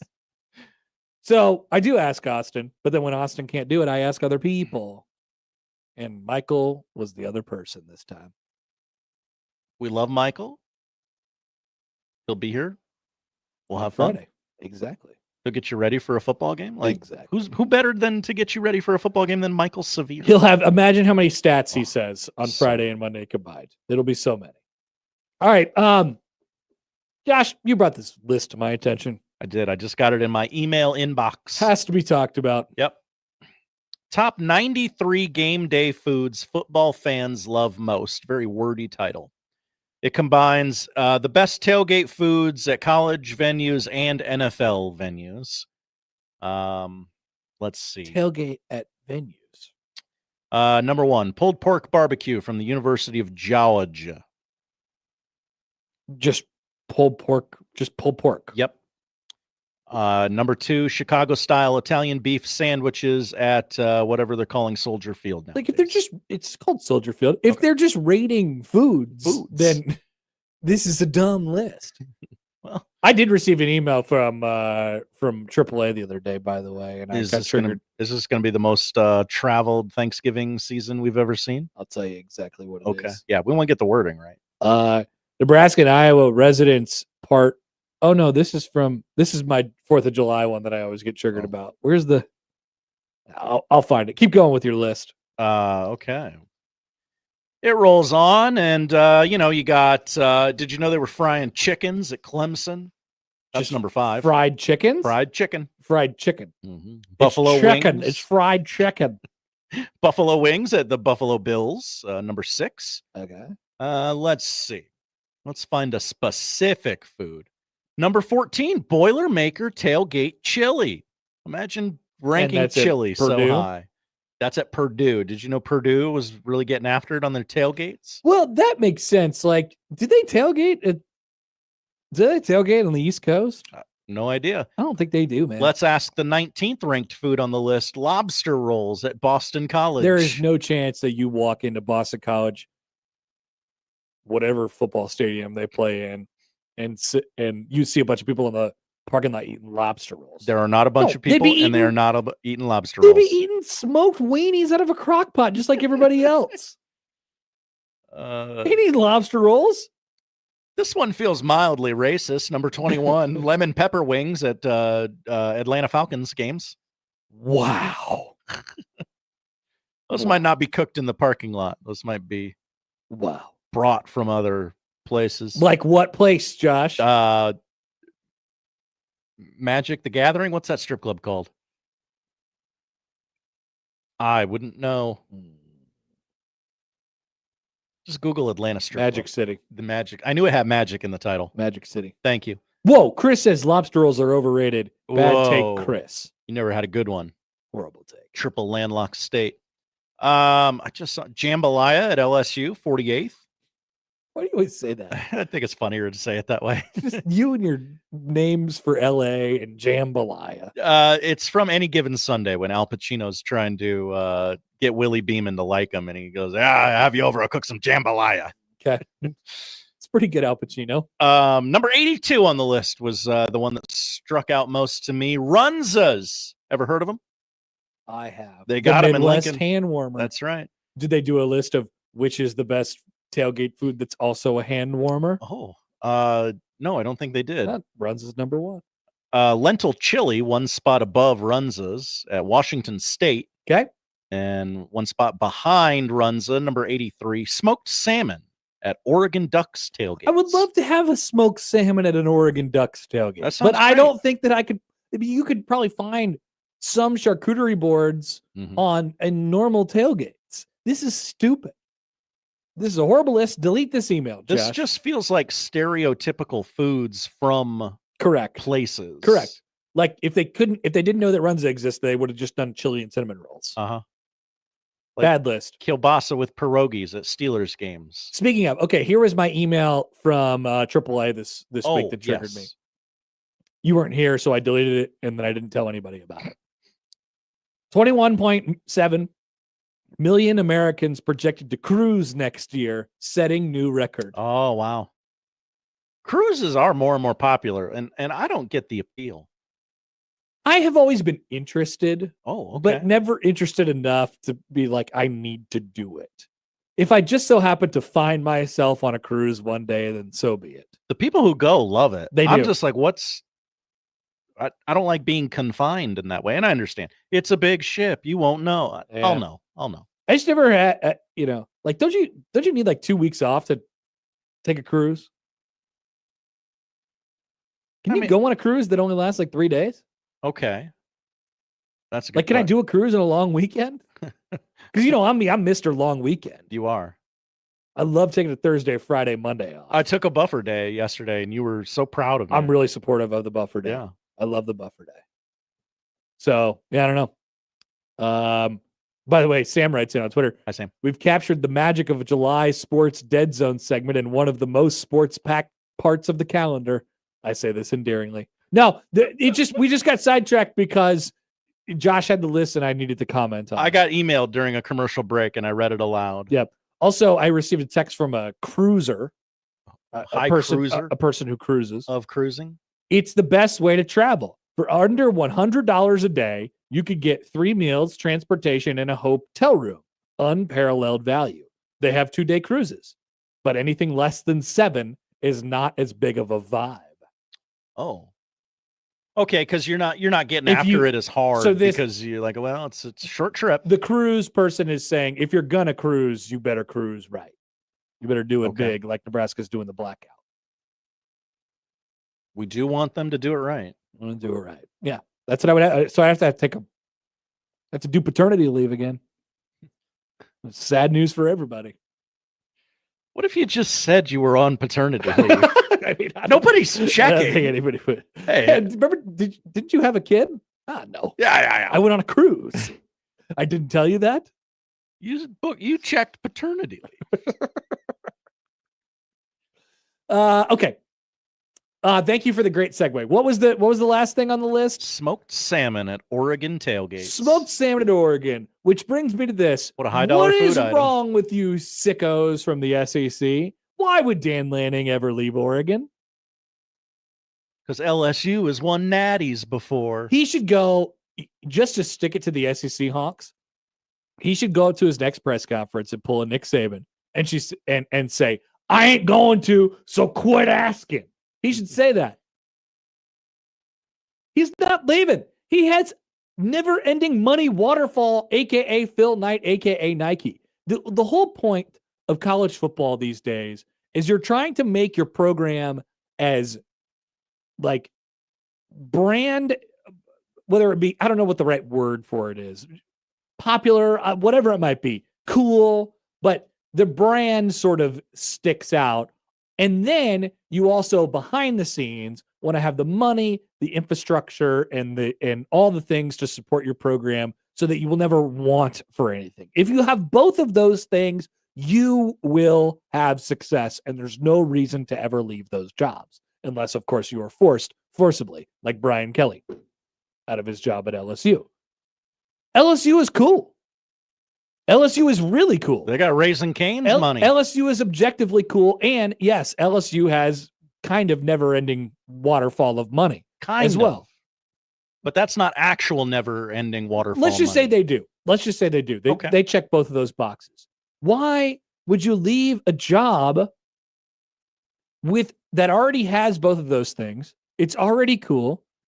Everybody's already aware of the brand. They've already been successful, and they have never-ending money waterfall. And they play in the Big Ten. It's not all these SEC honks saying, "Oh, meat grinder, SEC, you don't want to come here, right? It's too difficult." I don't want to come there because you're going to fire me in 2 years. Exactly. If you're working on something excellent already and you have everything you need to win a national championship and have it going for a long, long time, why would you ever leave for a clear meat grinder job? If they don't like you there, you're boned. That's it. Yeah. It's out. The governor will tweet done. that you should be fired, and then you are fired. Yes. It's over. Brian Kelly, look, don't like him.